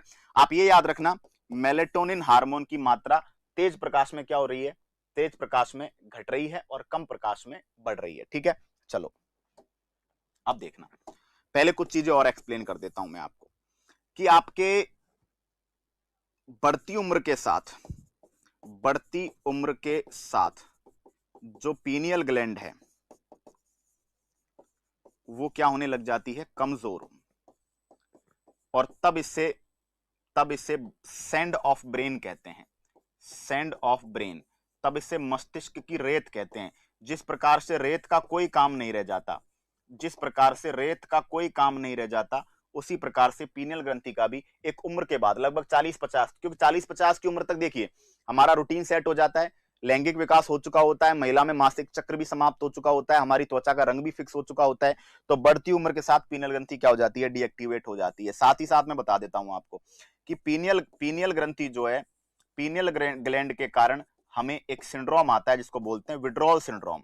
अब ये विड्रॉल सिंड्रोम क्या है दोस्तों, जब हम अपनी कोई आदत छोड़ते हैं, जब अपनी कोई लत छोड़ते हैं, आपने देखा होगा कई लोग जो होते हैं गुटखा तंबाकू खाते हैं, कई लोग जो होते हैं जो चाय छोड़ रहे हैं, किसी से बात करना छोड़ रहे हो, है ना, कोई भी आप अपनी आदत छोड़ रहे हो, तो आदत छोड़ने पर कुछ दिन तक हमें उस आदत को छोड़ने की वजह से विड्रॉल सिंड्रोम मतलब समझिए, क्योंकि आपके ब्लड में, आपकी बॉडी में उन केमिकल्स की मात्रा फिक्स हो चुकी है, आपके ब्रेन में उन चीजों के जो इंडिकेशन है वो फिक्स हो चुके हैं। तो जब आप उन चीजों को छोड़ते हैं तो जो पीनियल ग्लैंड है उसका तो काम है आपको रूटीन के हिसाब से मैसेज देना, तो पीनियल ग्लैंड आपको रूटीन के हिसाब से बार बार मैसेज छोड़ती है, और वो मैसेज जो है वो जब आपको परेशान करते हैं, इसकी वजह से आपको चिड़चिड़ापन, गुस्सा, तनाव, एंग्जाइटी, है ना, ये सब कुछ आपको जो है फील होता है। ठीक है, ये कौन से सिंड्रोम से, विड्रॉल सिंड्रोम। पीनियल ग्रंथि शरीर की सबसे छोटी ग्रंथि है, बॉडी की तीसरी आंख कहलाती है, क्योंकि बॉडी की पूरी दिनचर्या को याद रखती है, शरीर की बायोलॉजिकल सेक्सुअल क्लॉक है। ठीक है, इसको सार्केडियन क्लॉक भी बोलते हैं, हमारी बॉडी का जो सार्केडियन रिदम है उसको ये मैनेज करती है। ठीक है, इसके बाद अगर हम बात करें, सेरिब्रो एपिफाइसिस भी कहा जाता है, मेलेटोनिन हार्मोन निकल रहा है, मेलेटोनिन हार्मोन की मात्रा तेज प्रकाश में क्या हो रही है, घट रही है, और अंधकार में क्या हो रही है, बढ़ रही है। ठीक है, क्लियर हुई बात यहां तक? ठीक, अब हम आगे बात करते हैं बेटा, आगे हमारे पास अग्नाशय ग्रंथि। देखिए छोटी छोटी ग्रंथियां हैं ये, कुछ ग्रंथियां आप बड़ी भी पढ़ेंगे। अग्नाशय ग्रंथि, दोस्तों अग्नाशय ग्रंथि को पैंक्रियाज बोलते हैं, पक्वाशय भी बोलते हैं। अग्नाशय ग्रंथि पत्ती के आकार की, लीफलेट के आकार की मिश्रित ग्रंथि है, बिल्कुल ठीक है। मिश्रित ग्रंथि के दो भाग होते हैं, बहिस्रावी भाग और अंतःस्रावी भाग। अग्नाशय ग्रंथि का जो बहिस्रावी भाग है, एक्सोक्राइन जो पार्ट है, उससे डाइजेशन, पाचन तंत्र में एंजाइम निकलते हैं, डाइजेस्टिव एंजाइम्स निकलते हैं, पाचक एंजाइम निकलते हैं, ट्रिप्सिन आपने पढ़ा होगा। तो अग्नाशय ग्रंथि के बहिस्रावी भाग से पाचक एंजाइम निकलते हैं, और अग्नाशय ग्रंथि का जो अंतःस्रावी भाग है उसको आइसलेट्स ऑफ लैंगरहैंस बोला जाता है। आइसलेट्स ऑफ लैंगरहैंस, है ना, लैंगरहैंस की दीपिका, ठीक है। लैंगरहैंस की दीपिका में 3 प्रकार की कोशिकाएं हैं, अल्फा, बीटा, गामा नहीं, डेल्टा, ये याद रखना। लैंगरहैंस की दीपिका में 3 प्रकार की कोशिकाएं हैं, अल्फा कोशिका, बीटा कोशिका, डेल्टा। अल्फा कोशिका से ग्लूकागोन हार्मोन निकलता है। ग्लूकागोन हार्मोन ब्लड में ग्लूकोज का लेवल बढ़ाता है, ठीक है। अगला है बीटा के, बीटा जो है, बीटा से हार्मोन इंसुलिन निकलता है, बहुत आता है पेपर में इंसुलिन, है ना। इंसुलिन हार्मोन क्या कर रहा है, ब्लड में ग्लूकोज के लेवल को घटाता है। और तीसरा डेल्टा कोशिकाओं से सोमेटोस्टेटिन निकलता है, जो भोजन के स्वांगीकरण, मतलब भोजन को बॉडी के ऑर्गन्स तक पहुंचाना। भोजन जब पचेगा, पचने के बाद वो जो एनर्जी और वो जो मिनरल्स हैं जो भोजन से मिले हैं उनको बॉडी के ऑर्गन्स तक पहुंचाना स्वांगीकरण कहलाता है। स्वांगीकरण को बोलते हैं एसिमिलेशन। तो याद रखना, ग्लूकागोन क्या करता है, ग्लूकोज बढ़ाता है, और जो इंसुलिन है वो ग्लूकोज घटाता है। तो ग्लूकागोन को हाइपरग्लाइसेमिक, हाइपर का मतलब बढ़ाना, ग्लाइसेमिक का मतलब ग्लूकोज, और इंसुलिन को हाइपोग्लाइसेमिक हार्मोन कहते हैं। क्लियर। याद रखना, इंसुलिन हार्मोन की खोज बेंटिंग और बेस्ट ने 1921 में की। सेंगर ने इसकी संरचना का पता लगाया, इसमें प्रोटीन का पता लगाया। इंसुलिन हार्मोन प्रोटीन हार्मोन है। इंसुलिन हार्मोन की जब कमी होती है तो रुधिर में ग्लूकोज का लेवल क्या हो जाता है, बढ़ जाता है। और ब्लड में ग्लूकोज का लेवल बढ़ जाता है तो आपको मधुमेह, डायबिटीज मेलिटस, है ना। डायबिटीज आप 2 टाइप का पढ़ेंगे, डायबिटीज मेलिटस और डायबिटीज इंसिपिडस। तो डायबिटीज मेलिटस जो आपका है, मधुमेह, शुगर की बीमारी, वो किसके कारण होती है ना, वो आपके मधुमेह के कारण होती है। इंसुलिन हार्मोन की अगर अधिकता हो जाए, कमी से तो क्या हो जाएगा, ग्लूकोज का लेवल बढ़ रहा है। अगर इंसुलिन हार्मोन की अधिकता हो जाए तो हाइपोग्लाइसीमिया हो जाएगा, यानी ग्लूकोज घट जाएगा। अरे भाई, हाइपोग्लाइसेमिक हार्मोन है, इंसुलिन ग्लूकोज को घटा रहा है, ठीक है। तो इंसुलिन की कमी से क्या हो रहा है, मधुमेह। तो मधुमेह एक प्रकार का क्या है, हाइपरग्लाइसीमिया है। हाइपरग्लाइसीमिया का मतलब क्या है, ग्लूकोज का लेवल बढ़ रहा है। तो मधुमेह एक प्रकार का हाइपरग्लाइसीमिया है, जो इंसुलिन की कमी से हो रहा है ना। और अगर इंसुलिन की मात्रा ज्यादा हो गई तो क्या हो जाएगा, है ना, जो है आपके घट जाएगा लेवल, किसका, आपके जो है ग्लूकोज का लेवल घट जाएगा, उसको हाइपोग्लाइसीमिया कहेंगे, ठीक है। चलिए आगे हमारे पास अगली ग्रंथि जो है वो कौन सी ग्रंथि है बेटा, तो ये याद रखना है, अग्नाशय ग्रंथि के जो अंतःस्रावी भाग को लैंगरहैंस की दीपिका कहते हैं, जिसमें 3 प्रकार की कोशिकाएं हैं, अल्फा, बीटा और डेल्टा। अल्फा सेल से ग्लूकागोन जो ग्लूकोज बढ़ा रहा है, ग्लूकोज बढ़ाने वाला क्या कहलाएगा, हाइपरग्लाइसेमिक। बीटा सेल से इंसुलिन जो ग्लूकोज घटा रहा है उसको बोलेंगे हाइपोग्लाइसेमिक। डेल्टा सेल से सोमेटोस्टेटिन हार्मोन निकल रहा है जो भोजन के एसिमिलेशन यानी स्वांगीकरण में मदद कर रहा है, ठीक है। इंसुलिन हार्मोन की खोज किसने की, स्ट्रक्चर किसने पता लगा, ये बता दिया। और इंसुलिन हार्मोन की कमी अधिकता से कौन सी बीमारी हो रही है उसका भी बता दिया। एड्रीनल, मेजर मेजर ग्रंथियां जो है यहां पे आएंगे। एड्रीनल, देखो बेटा, एड्रीनल ग्रंथि किडनी के ऊपर पाई जा रही है। एड्रीनल ग्रंथि को 4S ग्रंथि कहते हैं। क्या बोलते हैं, 4S, क्योंकि S से शुरू होने वाली 4 चीजों को कंट्रोल करती है, शुगर, साल्ट, सेक्सुअल कैरेक्टर्स और स्ट्रेस। यानी तनाव पे नियंत्रण करती है, बॉडी के शुगर बैलेंस को मैनेज करती है, लवण संतुलन को मैनेज करती है, और सेक्सुअल कैरेक्टर्स को मैनेज करती है। अब सुनना, अब देखो पीयूष, जो आपके एड्रिनल ग्रंथि के 4 भाग हैं, ध्यान रख, 2 भाग हैं, याद रखना। एड्रिनल ग्रंथि का ये तीनों जो नियंत्रित होते हैं, ये कॉर्टेक्स भाग द्वारा नियंत्रित होते हैं। एड्रिनल ग्रंथि के कॉर्टेक्स भाग द्वारा शुगर, साल्ट और सेक्सुअल डेवलपमेंट का निर्धारण होता है, और एड्रिनल ग्रंथि के मेडुला भाग द्वारा स्ट्रेस का नियंत्रण होता है। तो एड्रिनल ग्रंथि के कितने भाग हो गए, 2, कॉर्टेक्स और मेडुला। शुगर का नियंत्रण करने वाले हार्मोन कहलाते हैं ग्लूकोकॉर्टिकॉइड। ग्लूको का मतलब है ग्लूकोज, कॉर्टिको का मतलब है कॉर्टेक्स, और एड का मतलब है एड्रिनल, तो ग्लूकोकॉर्टिकॉइड हार्मोन, एड का मतलब एड्रिनल, कॉर्टिको का मतलब कॉर्टेक्स और ग्लूको का मतलब ग्लूकोज को बैलेंस करते हैं। लवण संतुलन करने वाले लवण होते हैं मिनरल, तो मिनरेलो कॉर्टिकॉइड हार्मोन, मिनरेलो कॉर्टिकॉइड हार्मोन ये मिनरल का संतुलन करते हैं। सेक्सुअल कैरेक्टर्स, हमारे जननांगों को इंग्लिश में गोनेड बोलते हैं, तो गोनेडोकॉर्टिकॉइड हार्मोन किसका संतुलन करेंगे, हमारे सेक्सुअल कैरेक्टर्स का। और तनाव का नियंत्रण करने के लिए हमारे पास दो हार्मोन है, एड्रिनलिन और nor adrenaline, adrenaline nor adrenaline. ये मेजरली 4 ग्रुप हैं हार्मोन्स के, याद रखना। एड्रिनल ग्रंथि को 4S ग्रंथि कहते हैं क्योंकि ये हमारी बॉडी के एस से स्टार्ट होने वाले 4 कैरेक्टर्स को निर्धारित करती है। शुगर, शुगर मतलब आपके मेन शुगर हमारी बॉडी की ब्लड शुगर क्या, ग्लूकोज, तो ग्लूकोकॉर्टिकोइड हार्मोन ग्लूकोज को बैलेंस करेंगे, मिनरेलोकॉर्टिकोइड हार्मोन लवणों को मिनरल्स को बैलेंस करेंगे, गोनेडोकॉर्टिकोइड हार्मोन हमारे लैंगिक लक्षणों को बैलेंस करेंगे, और एड्रिनलिन नॉर एड्रिनलिन हमारे स्ट्रेस को मैनेज करेंगे। ठीक है, ये देखिए एड्रिनल ग्रंथि के 2 भाग है, कॉर्टेक्स और मेडुला। कॉर्टेक्स भाग से 3 प्रकार के हार्मोन निकलते हैं, ग्लूकोकॉर्टिकोइड शर्करा संतुलक, मिनरेलोकॉर्टिकोइड लवण संतुलक, और लिंगी हार्मोन या गोनेडोकॉर्टिकोइड हार्मोन। अब सुनना, ग्लूकोकॉर्टिकोइड के अंदर बात करें तो इसमें अकॉर्डिंग टू एनसीईआरटी प्रमुख हार्मोन का नाम है कार्टिसोल। ये कार्टिसोल हार्मोन एक प्रकार का ग्लूकोकॉर्टिकोइड हार्मोन है जो बॉडी में शुगर के बैलेंस को कंट्रोल करता है। मिनरेलोकॉर्टिकोइड में हमारे पास एग्जांपल है एल्डोस्टेरोन हार्मोन, है ना, ये बॉडी में सोडियम, पोटेशियम, जल और लवणों की मात्रा को नियंत्रित कर रहा है। लिंगी हार्मोन में एस्ट्रोजन, प्रोजेस्टेरोन, टेस्टोस्टेरोन। क्वेश्चन आता है कि जनन ग्रंथियों के अलावा, है ना, वृषण और अंडाशय, ओवरी और टेस्टिस के अलावा वो ग्रंथि बताइए जिससे सेक्सुअल हार्मोन्स निकलते हैं, तो आपका सीधा उत्तर जाएगा किसके पास बेटा, एड्रिनल के पास। क्लियर, तो एड्रिनल ग्रंथि के द्वारा ये 3 हार्मोन कहां से निकल रहे हैं, कॉर्टेक्स से निकल रहे हैं बेटा, कहां से निकल रहे हैं, कॉर्टेक्स। ठीक है, मैं आपको एक्सप्लेन कर चुका तीनों हार्मोन की बात। ठीक है, चलिए, एड्रिनलिन हार्मोन को एपिनेफ्रिन भी बोलते हैं, सुनना, एड्रिनलिन हार्मोन, ये हार्मोन जो है तनाव कंट्रोलर है, स्ट्रेस कंट्रोलर, संकट मोचक कहा जाता है, करो या मरो हार्मोन कहा जाता है, 3F fear fight flight hormone कहा जाता है, लडो उडो हार्मोन कहते हैं। ये हार्मोन क्या करता है, चिंता, डर या तनाव के समय आपको क्या ले आएगा, पसीने लाएगा, हार्ट बीट बढ़ा देगा, ब्लड प्रेशर बढ़ा देगा, है ना, हार्ट बीट को क्या कर देगा, इंक्रीज कर देगा।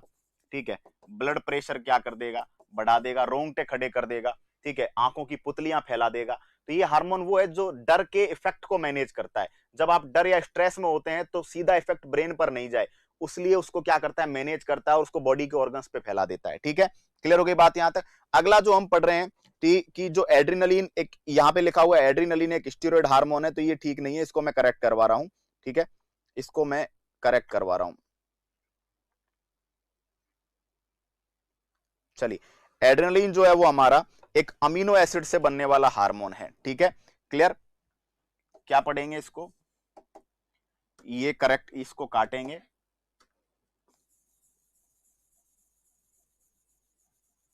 है ना, ये करेक्ट कर लीजिएगा। किससे बना है, टायरोसिन अमीनो एसिड से बना हार्मोन है, टायरोसिन अमीनो एसिड से बना हार्मोन है। ठीक है, एड्रिनलिन किससे बना हुआ हार्मोन है, टायरोसिन अमीनो एसिड से बना हुआ हार्मोन है। ठीक है, तो ये याद रखिएगा एड्रिनलिन के बारे में। इसी के साथ हम नया नाम पढ़ेंगे नॉर एड्रिनलिन या नॉर एपिनेफ्रिन। ये नॉर एड्रिनलिन जो है एड्रिनलिन की हेल्प करता है। ठीक है, नॉर एड्रिनलिन क्या करता है, एड्रिनलिन की हेल्प करता है, एड्रिनलिन की मदद करता है। तो एड्रिनलिन, नॉर एड्रिनलिन दोनों मेडुला से निकलते हैं। ठीक है, यहां पर इसका स्क्रीनशॉट ले लीजिएगा भाई।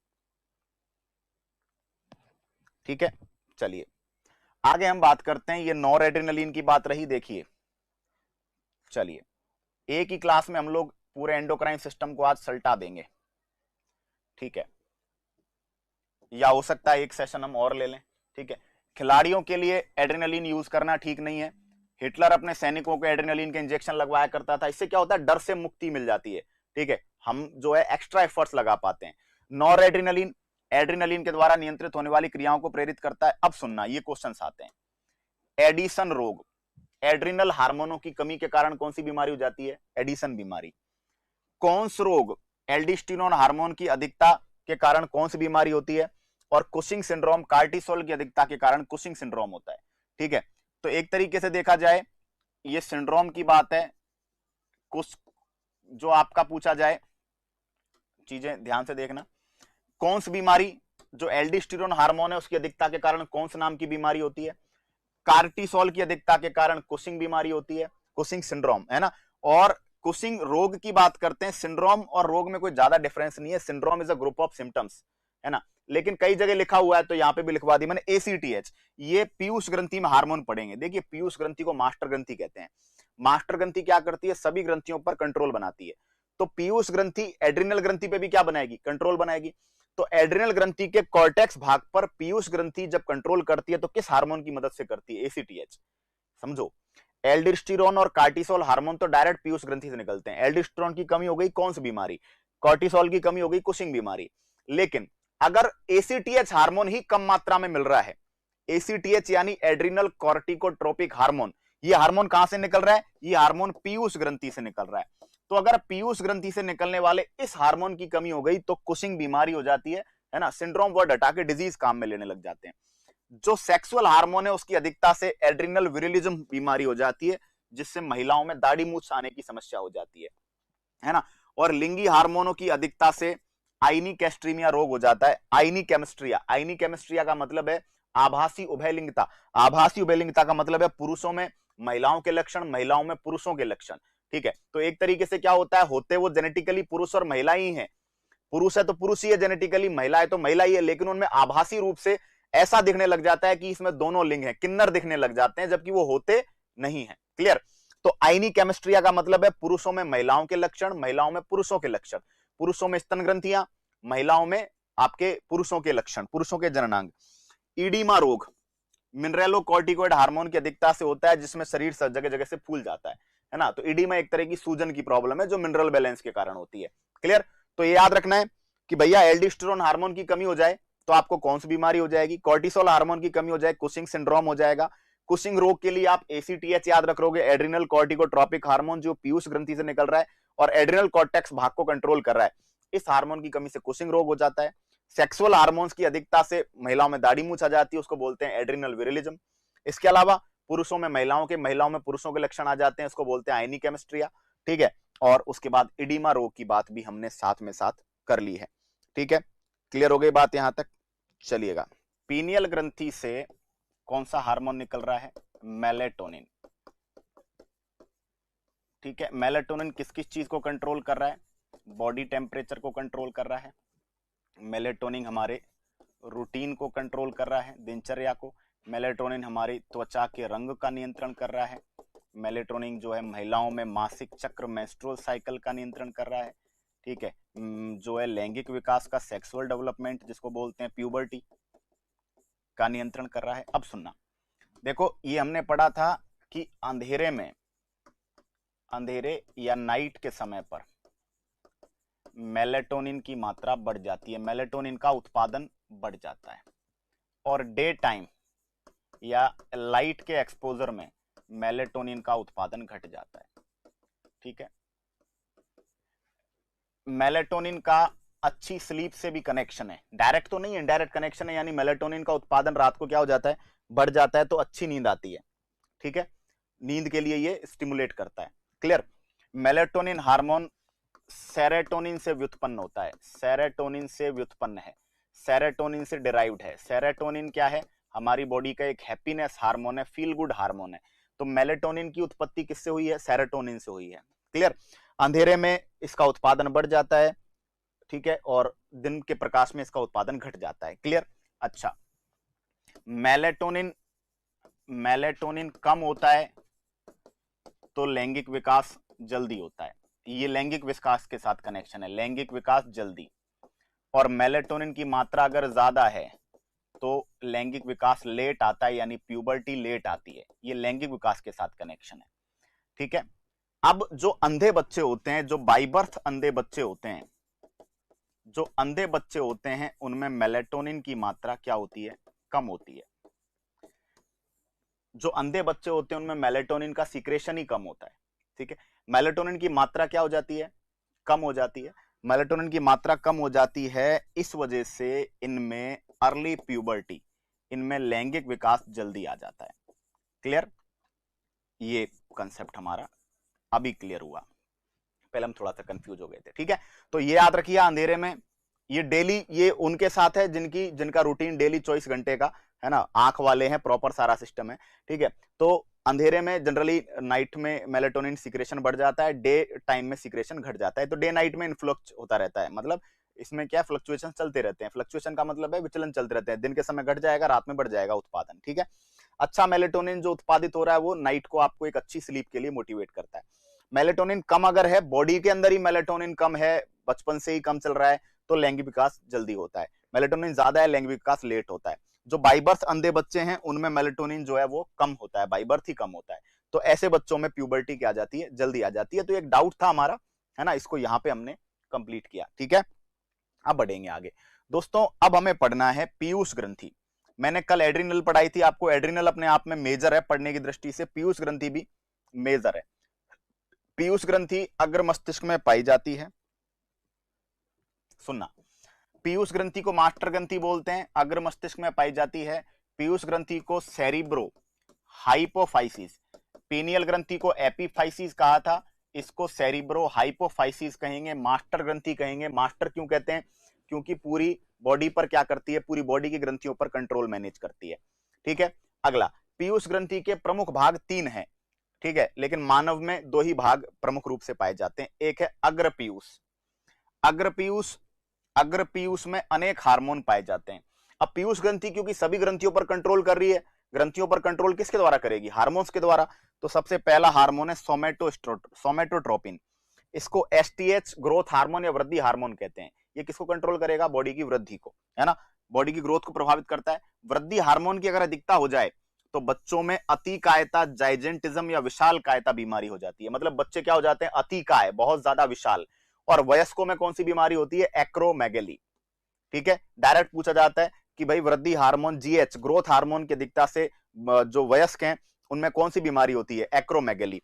वृद्धि हार्मोन की कमी रह जाए तो कौन सी बीमारी हो जाती है, ड्वार्फिज्म। ड्वार्फिज्म का मतलब है बौनेपन की जो समस्या है वो वृद्धि हार्मोन की किससे हो रही है, कमी से हो रही है, ठीक है। वृद्धि हार्मोन कम रह जाएगा तो बौनेपन की समस्या देखने को मिलेगी। वृद्धि हार्मोन ज्यादा हो जाएगा तो बहुत ज्यादा हाइट एंड बॉडी का जो डेवलपमेंट है वो बहुत ज्यादा हो जाएगा, ठीक है।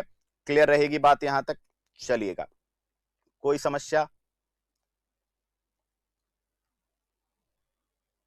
ठीक, यहां तक कोई प्रॉब्लम, मैं जहां तक मानता हूं किसी भी तरह की कोई प्रॉब्लम नहीं होगी, ठीक है। चलिए, अच्छा, ये जो आप अग्र पीयूष पढ़ रहे हैं इसका नाम है एडिनो हाइपोफाइसिस, एडिनो हाइपोफाइसिस। अग्र पीयूष का नाम है एडिनो हाइपोफाइसिस, पश्च पीयूष का नाम पढ़ेंगे न्यूरो हाइपोफाइसिस, ठीक है। पूछ लिया जाता है, पीयूष ग्रंथि का नाम है सेरिब्रो हाइपोफाइसिस, इसमें अग्र पीयूष का नाम है एडिनो और पश्च पीयूष का नाम है जो है न्यूरो हाइपोफाइसिस, ठीक है। अग्र पीयूष पूरी बॉडी के हार्मोन्स को कंट्रोल कर रहा है, पूरी बॉडी की क्रियाओं को कंट्रोल कर रहा है, तो सोमेटोट्रोपिन हो गया। दूसरा TSH, thyroid stimulating hormone, simple सी बात है, किस ग्रंथि पे कंट्रोल करेगा इस हार्मोन के द्वारा, थायराइड पर। तो आपसे पूछा जाए कि पीयूष ग्रंथि थायराइड ग्रंथि पर क्रिया या पीयूष ग्रंथि थायरोक्सिन हार्मोन को कंट्रोल करने के लिए कौन सा हार्मोन छोड़ती है, TSH, thyroid stimulating hormone, thyroid प्रेरक हार्मोन। लीजिए स्क्रीनशॉट। तो पीयूष ग्रंथि के अग्र पीयूष भाग से पहला हो गया एसटीएच वृद्धि हार्मोन, दूसरा हो गया टीएसएच थायराइड पर नियंत्रण, ठीक है। अब आइए ये देखिएगा,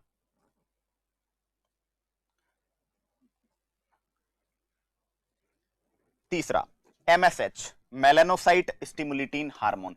ये मेलानोसाइट जो है हमारी त्वचा में पाई जाती है कोशिका, और ये मेलानोसाइट कोशिका कौन से वर्णक मुक्त करती है, मेलानोसाइट कोशिका जो है ये क्या करती है, मेलेनिन नाम का वर्णक मुक्त करती है, मेलेनिन। और ये मेलेनिन हमारी त्वचा के रंग को निर्धारित करता है। तो एमएसएच हार्मोन मेलानोसाइट, त्वचा की मेलानोसाइट कोशिकाओं को प्रभावित करता है। हमारी बॉडी पर तिल और चकत्तों के निर्माण में एमएसएच हार्मोन जिम्मेदार है। अगला मैंने पहले भी डिस्कस किया, एसीटीएच एड्रिनल कॉर्टिकोट्रोपिक हार्मोन। ये हार्मोन एड्रिनल ग्रंथि के कौन से भाग पर नियंत्रण करेगा, कॉर्टेक्स पर, ठीक है। अगला है लैक्टोजेनिक हार्मोन, मेमोट्रोपिक या प्रोलैक्टिन। मेमरी ग्लैंड्स स्तन ग्रंथियों को बोलते हैं प्रोलैक्टिन। लैक्ट में कौन सा वर्ड है? लैक्टोज। तो लैक्टोजेनिक हार्मोन स्तन ग्रंथियों से दुग्ध उत्पादन की क्रिया को, लैक्टोजेनिक, लैक्टोज दूध शर्करा, तो स्तन ग्रंथियों में मेमरी ग्लैंड्स में दूध उत्पादन को प्रेरित करता है। अगला है गोनेडोट्रोपिन। गोनेड किसको बोलते हैं बेटा? जननांग, है ना। दो प्रकार के हार्मोन है, एलएच ल्यूटिनाइजिंग हार्मोन, इसका एक नाम और है आईसीएसएच इंटरस्टिशियल सेल स्टिमुलेटिंग हार्मोन। नहीं पढ़ना, आप तो ल्यूटिनाइजिंग याद कर लेना। ल्यूटिनाइजिंग हार्मोन देखो क्या करेगा, सुनना। ल्यूटिनाइजिंग हार्मोन पुरुष और महिला दोनों में ही जननांगों पर कार्य करेगा। तो ल्यूटिनाइजिंग हार्मोन पुरुष हार्मोन और पुरुष जनन हार्मोन और मादा जनन हार्मोन के उत्पादन को कंट्रोल करेगा। यानी कि पुरुष में वृषण की जो लीडिंग सेल है अंतराली कोशिका, जिनसे कि टेस्टोस्टेरोन हार्मोन निकलता है, उसके उत्पादन को कंट्रोल करेगा। आगे चल के हम पढ़ेंगे भी वृषण में टेस्टोस्टेरोन हार्मोन कहां से निकलता है। टेस्टोस्टेरोन हार्मोन हमारे वृषणों में लीडिंग या अंतराली कोशिकाओं से निकलता है।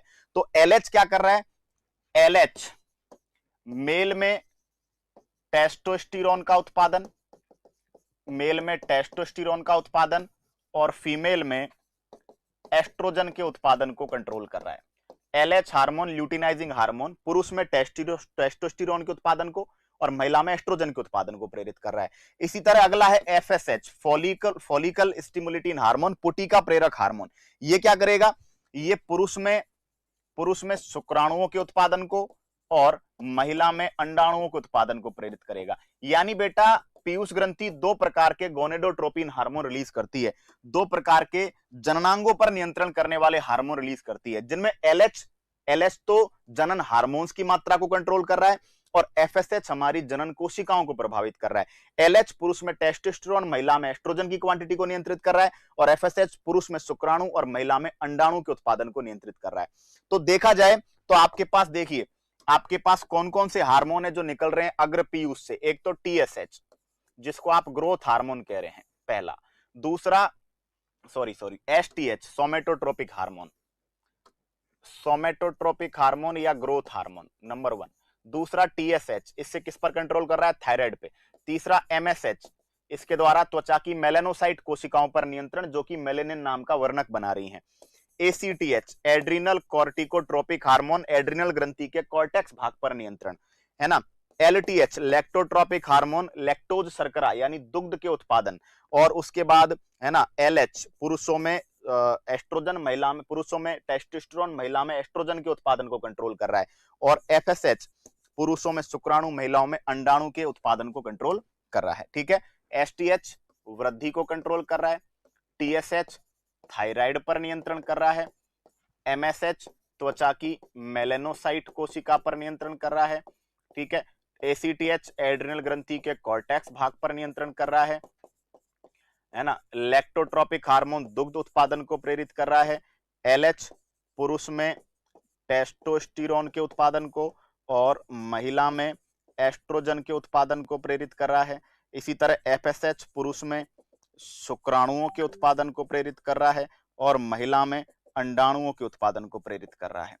ठीक है। तो ये हार्मोन्स के माध्यम से जो हमारा जो पीयूष ग्रंथि का अग्रभाग है, क्योंकि हमने पढ़ा ये पीयूष ग्रंथि को मास्टर ग्रंथि का है, तो पीयूष ग्रंथि किस तरीके से कंट्रोल बॉडी की अलग अलग ग्रंथियों पर कर रही है, ये याद रखना है। क्लियर?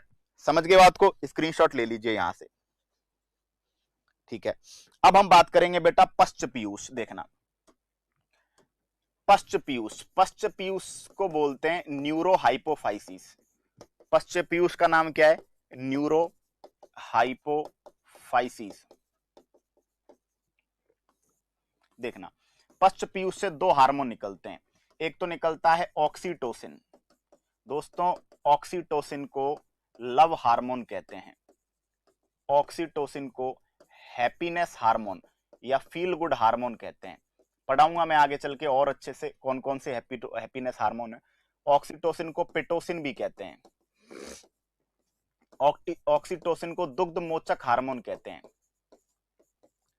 ऑक्सीटोसिन को प्रसव हार्मोन पार्चुरेशन हार्मोन कहते हैं, ऑक्सीटोसिन को गर्भपात हार्मोन भी कहते हैं।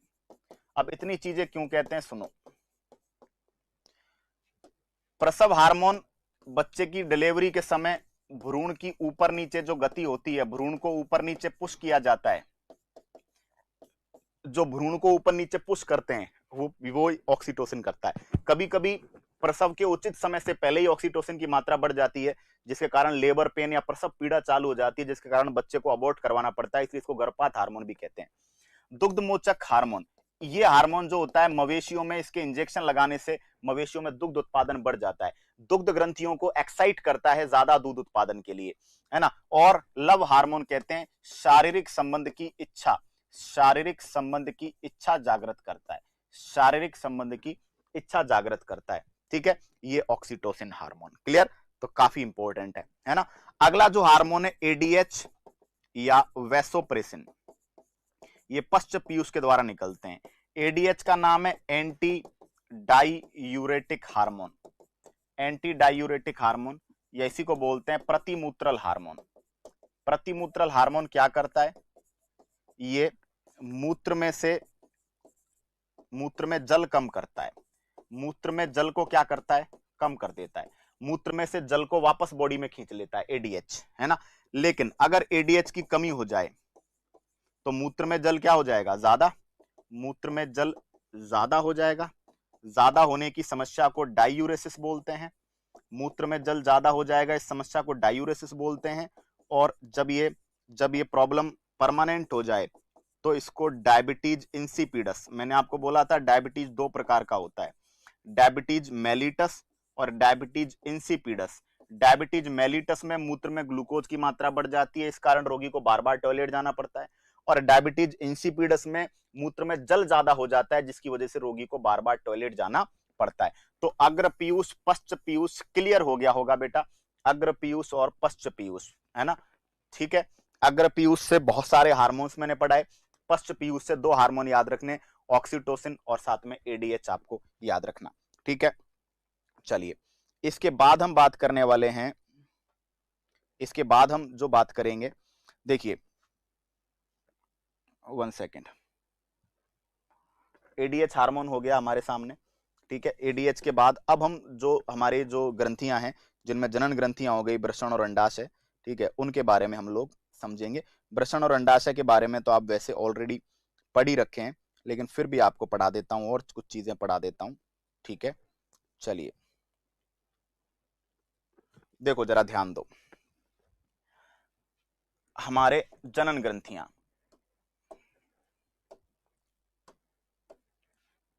ठीक है, वृषण टेस्टिस, वृषण कहां पाए जाते हैं, उदर गुहा के नीचे, एब्डोमिनल कैविटी के नीचे पाए जाते हैं, क्योंकि यहाँ का तापमान बॉडी के टेम्परेचर से 2 से 3 डिग्री सेंटीग्रेड कम होता है, और ये तापमान कम होने से शुक्राणु उत्पादन अच्छे से होता है, शुक्राणुओं के उत्पादन के लिए जरूरी है, ठीक है। वृषण के अंदर एक विशेष प्रकार की कोशिकाएं हैं जिन्हें बोलते हैं लीडिंग या अंतराली कोशिका, लीडिंग या अंतराली कोशिका। इनके द्वारा एंड्रोजन, नर जनन हार्मोन को क्या बोलते हैं, एंड्रोजन उत्पादित किए जाते हैं, जिनमें प्रमुख है टेस्टोस्टेरोन। ये टेस्टोस्टेरोन हार्मोन जो है ये एक प्रकार का नर जनन हार्मोन है, और ये टेस्टोस्टेरोन हार्मोन को मेल रिप्रोडक्टिव हार्मोन, नर जनन हार्मोन कहते हैं, ठीक है। ये मेल कैरेक्टर्स के लिए जिम्मेदार होता है।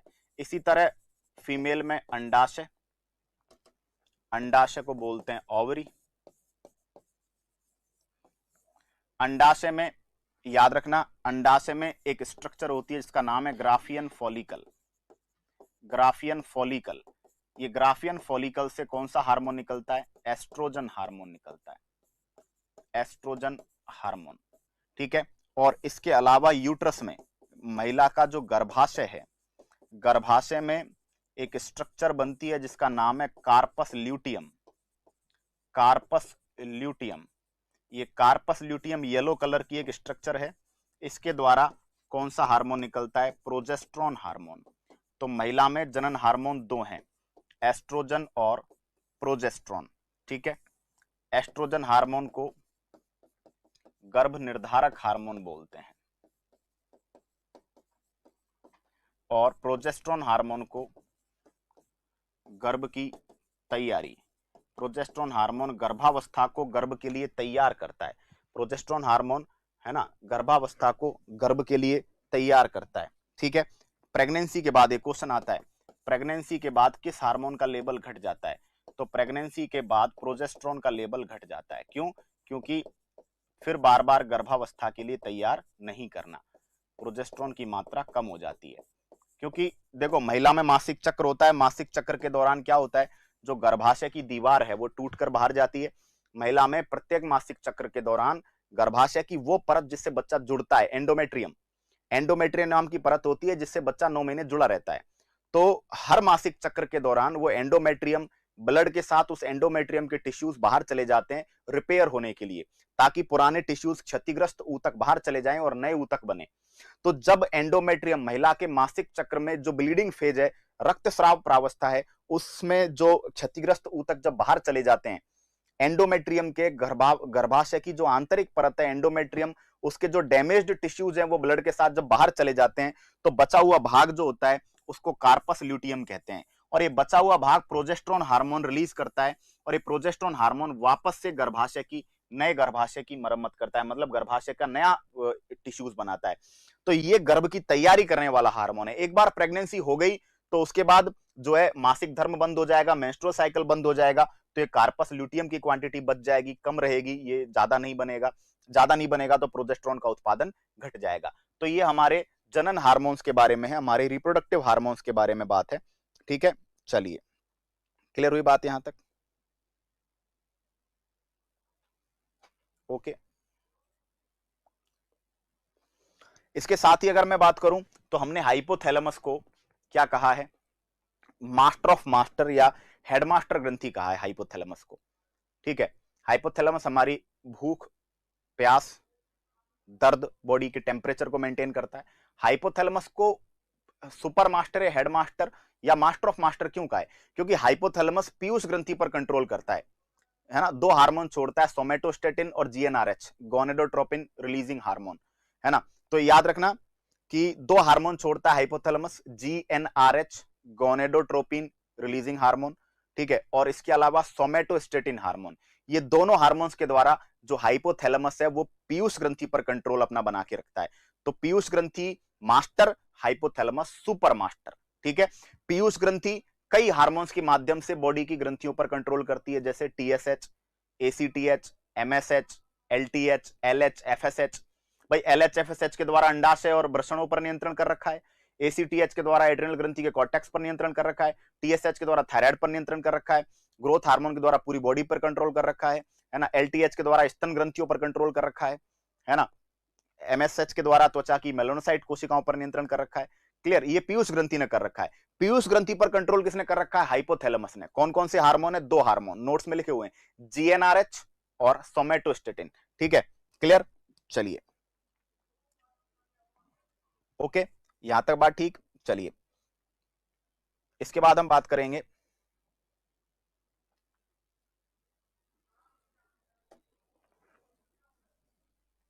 देखिएगा, इसके बाद हम बात करेंगे यहां पे, 1 सेकेंड।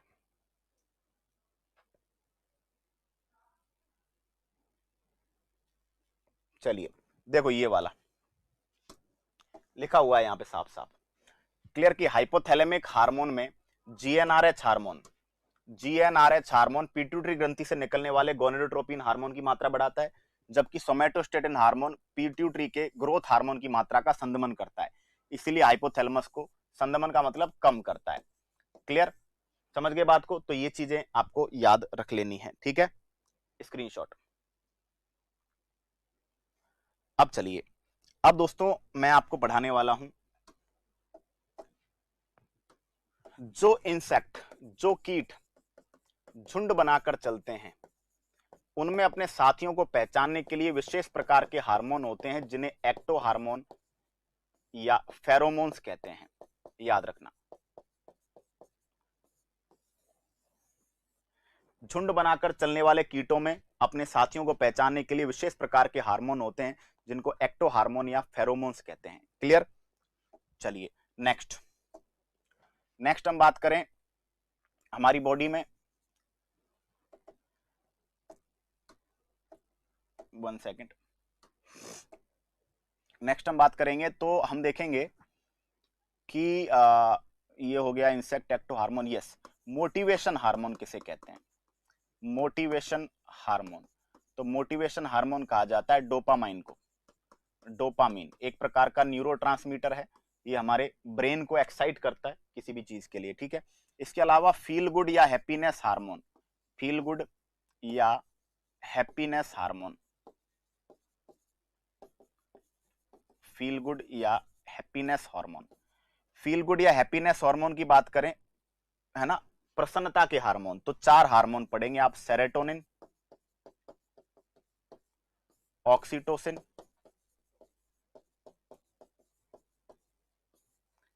ठीक है, सेरोटोनिन हो गया, ऑक्सीटोसिन हो गया, एक आपका हो गया एंडोर्फिन, और एक हो गया डोपामाइन। ये 4 हार्मोन्स को क्या बोला जाता है? फील गुड हार्मोन बोलते हैं। ये चारों हार्मोन्स जो है वो एक्सरसाइज करने से, या जब आप अपनी हॉबीज का कोई काम करते हैं, अपनी खुशी का कोई काम करते हैं, एक्सरसाइज करते हैं, डांस करते हैं, ठीक है, या शारीरिक संबंध बनाते हैं, फिजिकल रिलेशंस स्थापित करते हैं, ठीक है, इन चीजों से, ठीक है, या फिर आप म्यूजिक सुनते हैं, इससे क्या होता है? इससे ये हार्मोन्स बॉडी में बढ़ते हैं, जिससे कि हमारा स्ट्रेस रिलीज होता है, ठीक है। अपने जैसे शारीरिक संबंध का मतलब केवल केवल सेक्स या फिजिकल रिलेशन से नहीं है, इट इज कि भाई आप अपने, जैसे कई लोग होते हैं जिनको अपने पालतू पशुओं के साथ खेलना मस्ती करना पसंद है, तो अगर अपने पालतू पशुओं के साथ, छोटे बच्चे के साथ इंटरेक्ट कर रहे हैं, छोटे बच्चे के साथ खेल रहे हैं, कूद रहे हैं, तो आपकी बॉडी में हार्मोन्स का लेवल क्या हो जाएगा? बढ़ जाएगा, ठीक है। तो ये जो है याद रखना है। दोस्तों एनसीईआरटी से मैं आपको एक ऐसी चीज दिखा रहा हूं जो 11th क्लास एनसीईआरटी में, 10th तक इसका कोई जिक्र नहीं है, लेकिन 11th क्लास जो एनसीईआरटी है उसके अंदर जिक्र है। तो नोट्स में आपको ये चीज मैंने डाली नहीं है, लेकिन ये चीज थोड़ा सा पढ़ लेना कि भाई जैसे हमारी ग्रंथियां हैं बॉडी की, उनसे हार्मोन निकलते हैं, तो कुछ हार्मोन्स ऐसे हैं जो हार्ट से, किडनी से, हमारे पाचन पथ के द्वारा भी निकलते हैं, ठीक है। तो हम वही बात करने वाले हैं। जैसे सबसे पहले बात करें कि जो हमारा हार्ट है, तो हार्ट के द्वारा एक पेप्टाइड हार्मोन निकलता है। पेप्टाइड, पेप्टाइड का मतलब एक तरीके से अमीनो अम्लों का बना हुआ हार्मोन है, जिसका नाम है एएनएफ। एएनएफ देखिए क्या लिखा हुआ है, एट्रियल नाइट्रियूरेटिक फैक्टर, ठीक है। ये हार्मोन क्या करता है? ये हार्मोन ब्लड प्रेशर कम करता है, ब्लड प्रेशर कम करता है, बीपी कम करता है।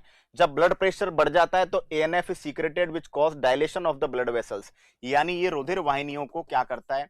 रुधिर वाहिनियों को फैलाता है। क्लियर? रुधिर वाहिनियों को फैलाता है। क्लियर? तो याद रखना है आपको कि हमारा हार्ट भी एक प्रकार का हार्मोन रिलीज करता है, उसका नाम है एएनएफ, एट्रियल नाइट्रियूरेटिक फैक्टर, है ना। ये हार्मोन जो है ये ब्लड प्रेशर को कम करता है, ठीक है। दूसरा, juxtaglomerular cells of kidney produce, kidney के अंदर एक विशेष प्रकार की कोशिकाएं हैं, किडनी के अंदर एक विशेष प्रकार की कोशिकाएं हैं जिनका नाम है जक्स्ट्राग्लोमेरुलस कोशिकाएं, जक्स्ट्राग्लोमेरुलस सेल। इनसे याद रखना है एक हार्मोन निकलता है जिसका नाम है इरिथ्रोपोइटीन। इरिथ्रोपोइटीन हार्मोन क्या कर रहा है? ये आरबीसी के उत्पादन को बढ़ाता है। क्लियर? तो इरिथ्रोपोइटीन हार्मोन याद रखना, इरिथ्रोपोइटीन हार्मोन जो है इरिथ्रोपोइसिस यानी कि आरबीसी के निर्माण की क्रिया को क्या करता है? बढ़ाता है। और ये भी आपका कैसा हार्मोन है? पेप्टाइड हार्मोन है। ये भी अमीनो अम्लों की श्रृंखला का बना हार्मोन है। ये इसलिए पढ़ा रहा हूं क्योंकि पूछ लिए जाते हैं। अब सुनना, अब इसके बाद है endocrine cell present in different part of the gastrointestinal intestine tract, यानी हमारे पाचन तंत्र का, हमारे आमाशय और पाचन तंत्र में कई प्रकार के हार्मोन जो है वो निकलते हैं, जिनमें गैस्ट्रिन सबसे पहला हार्मोन पाचन पथ के द्वारा। गैस्ट्रिन देखिए क्या लिखा हुआ है, gastrin acts on the gastric glands, ये पाचक ग्रंथियों पर कार्य करता है। Stimulate the secretion of hydrochloric acid, मतलब ये HCl का उत्पादन बढ़ाता है। हाइड्रोक्लोरिक अम्ल का उत्पादन क्या करता है? बढ़ाता है। कौन से अंग पर कार्य करेगा? आमाशय में। आमाशय में HCl के उत्पादन को क्या करता है? बढ़ाता है। ये भी पेप्टाइड हार्मोन है सारे के सारे। गैस्ट्रिन के बाद अगला जो हार्मोन है वो है सीक्रेटिन। ये सीक्रेटिन पूछा गया है पेपर में, इसीलिए मैंने चर्चा की है। सीक्रेटिन जो है ये अग्नाशय ग्रंथि पर कार्य करता है, अग्नाशय ग्रंथि पर कार्य करता है, ठीक है। अग्नाशय ग्रंथि पर कार्य करता है।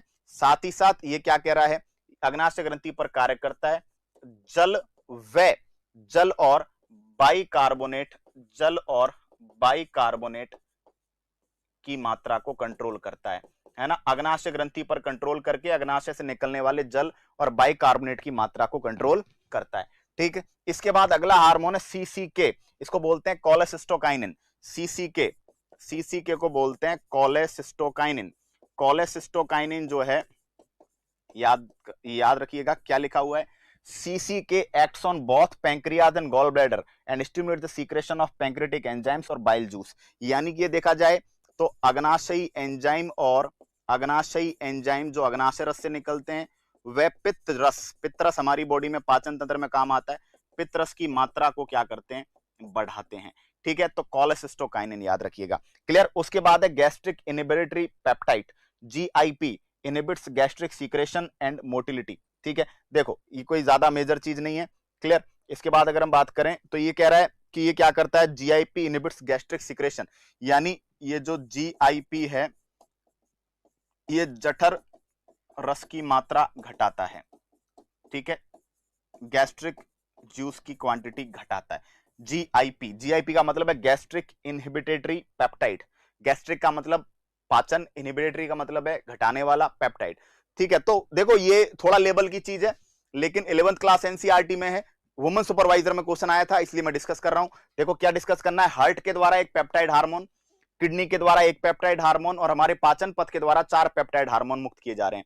हार्ट के द्वारा एएनएफ नाम का एट्रियल नेट्रियूरेटिक फैक्टर, ये क्या कर रहा है, बीपी को कम करता है रुधिर वाहिकाओं को फैला के। किडनी में जस्ट्राग्लोमेरुलस नाम की कोशिकाएं होती हैं, उनसे इरिथ्रोपोइटिन एक पेप्टाइड हार्मोन निकल रहा है जो आरबीसी के उत्पादन को बढ़ा रहा है। पाचन पथ में गैस्ट्रिन आमाशय में एसीएल के उत्पादन को बढ़ा रहा है। सीक्रेटिन अग्नाशय रस पर कार्य कर रहा है, साथ ही साथ जल और बाइकार्बोनेट की मात्रा को बढ़ा रहा है। कोलेसिस्टोकाइनिन अग्नाशयी एंजाइम और पित्तरस की मात्रा बढ़ा रहा है। और जीआईपी गैस्ट्रिक इनहिबिटरी पेप्टाइड ये जठर रस की मात्रा को क्या कर रहा है, घटा रहा है। तो ये एनसीईआरटी का हमारे सामने एक स्क्रीनशॉट है, वेरी वेरी इंपॉर्टेंट, क्योंकि ये कोई नहीं पढ़ता है ना, कोई नहीं पढ़ता है तो ये पूछ लिया जा सकता है। अगला मैं आपके सामने बात करता हूं, देखिए कुछ हार्मोन किसके बने हैं उसकी बात करी गई है। देखो ये ध्यान देना, ठीक है, ये वाला कुछ हार्मोन किस चीज के बने हैं, ठीक है, इसके बारे में ध्यान दीजिएगा। देखो सबसे पहले पेप्टाइड, पॉलीपेप्टाइड या प्रोटीन हार्मोन, प्रोटीन एक पॉलीपेप्टाइड श्रृंखला है इसलिए यहां पे डिस्कस कर रहे हैं। तो इंसुलिन, ग्लूकागोन, पिट्यूटरी के द्वारा निकलने वाले हार्मोन और हाइपोथैलेमस के द्वारा निकलने वाले हार्मोन, ये किसके बने हैं, प्रोटीन या पेप्टाइड के बने हैं। इसके अलावा अभी अभी हमने बात की है हार्ट के द्वारा निकलने वाला हार्मोन, किडनी के द्वारा निकलने वाला हार्मोन और पाचन पथ द्वारा निकलने वाले हार्मोन, ये भी कैसे हैं, ये भी पेप्टाइड है। तो इंसुलिन ये पूछा जा सकता है निम्नलिखित में से कौन एक पेप्टाइड हार्मोन है, निम्नलिखित में से कौन एक प्रोटीन हार्मोन है, पूछा जा सकता है। स्टीरॉयड हार्मोन कौन कौन से हैं, तो कॉर्टिसोल, टेस्टोस्टेरोन, एस्ट्राडाइल, प्रोजेस्टेरोन यानी जनन हार्मोन, जो जनन हार्मोन है हमारे एस्ट्रोजन, प्रोजेस्टेरोन, कॉर्टिसोल, कॉर्टिसोल जो है एड्रिनल ग्रंथि से निकल रहा है। इसके अलावा जितने भी हमारे जनन हार्मोन है सब स्टीरॉयड हार्मोन है। क्लियर। उसके बाद बात करें, अच्छा पेप्टाइड हार्मोन में एक याद रख लेना, एड्रिनलिन भी याद रख लेना, ठीक है, या मैं नीचे लिख दूंगा इसको, ये एड्रिनलिन, ठीक है। इसके बाद आयोडोथायरोनिन्स, इसका मतलब है आयोडीन की फॉर्म में, तो थायराइड हार्मोन है। और अमीनो एसिड के द्वारा कौन बन रहा है, एड्रिनलिन बन रहा है। तो ये 4 प्रकार की कैटेगरीज याद रखिएगा। स्टीरॉयड हार्मोन कौन कौन है, कार्टिसोल आपका स्टीरॉयड है, और जनन हार्मोन टेस्टोस्टेरोन, प्रोजेस्टेरोन, एस्ट्रोजन हमारे क्या है, स्टीरॉयड हार्मोन है। उसके बाद आयोडीन व्युत्पन्न कौन है, थायराइड हार्मोन आयोडीन व्युत्पन्न है। अमीनो अम्ल व्युत्पन्न कौन है, एड्रिनलिन हार्मोन आपका अमीनो एसिड डेरिवेटिव है। और पेप्टाइड, पॉलीपेप्टाइड या प्रोटीन हार्मोन के रूप में इंसुलिन हो गया, ग्लूकागोन हो गया, पीयूष ग्रंथि के हार्मोन हो गए, हाइपोथैलेमस के हार्मोन हो गए, हृदय, किडनी, पाचन पथ के हार्मोन हो गए, सब क्या है। इस लेवल पे जानकारी बेटा कोई नहीं देगा, मैं फिर कह रहा हूं कुछ चीजें आपको नोट्स में अपडेट करनी पड़ेंगी इस टॉपिक में, ठीक है, क्योंकि ये टॉपिक एक्चुअली कोई पढ़ाता नहीं है, ठीक है। लेकिन मेरे क्या पिछली बार वुमेन सुपरवाइजर में क्वेश्चन आया, रेलवेज में 1-2 बार क्वेश्चंस आए हैं, तो मुझे लगा कि चलो ठीक है, क्यों छोड़ना, ये भी पढ़ लेते हैं, है ना। जब सभी पढ़ डाला है तो इसको पढ़ने में भी दिक्कत होनी नहीं चाहिए। एंड लास्ट एंड फाइनल में आपको एक डायग्राम जो है थोड़ा छोटा सा दिखाऊंगा, ठीक है। क्लियर। देखिए ये किडनी के ऊपर आप एड्रिनल ग्रंथि देख रहे हैं, ठीक है, ये देख पाएंगे। क्लियर। ये आप थायराइड ग्रंथि देख सकते हैं, थायराइड ग्रंथि एच आकार की ग्रंथि है, ठीक है, ये भी हमने देख लिया। ठीक है, एच आकार की ग्रंथि, ये तितली के आकार की, ये थायराइड आप देख पा रहे हैं, थायराइड में पैराथायराइड देख पा रहे हैं छोटी छोटी। ठीक है, तो ये भी आप देख पाएंगे। क्लियर।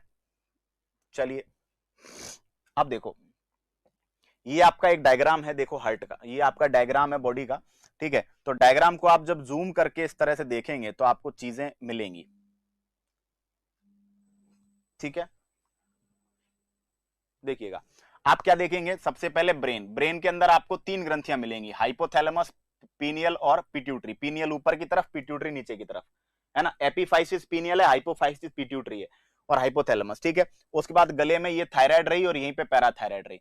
उसके बाद ये आपके सीने में क्या हो गई, थाइमस ग्रंथि। ये पैंक्रियाज है। ठीक है, पैंक्रियाज किडनी के दोनों के ऊपर एड्रिनल ग्रंथि, और फिर ये जनन ग्रंथियां हो गई। ये पुरुष में आपके वृषण हो गए, महिला में अंडाशय हो गए।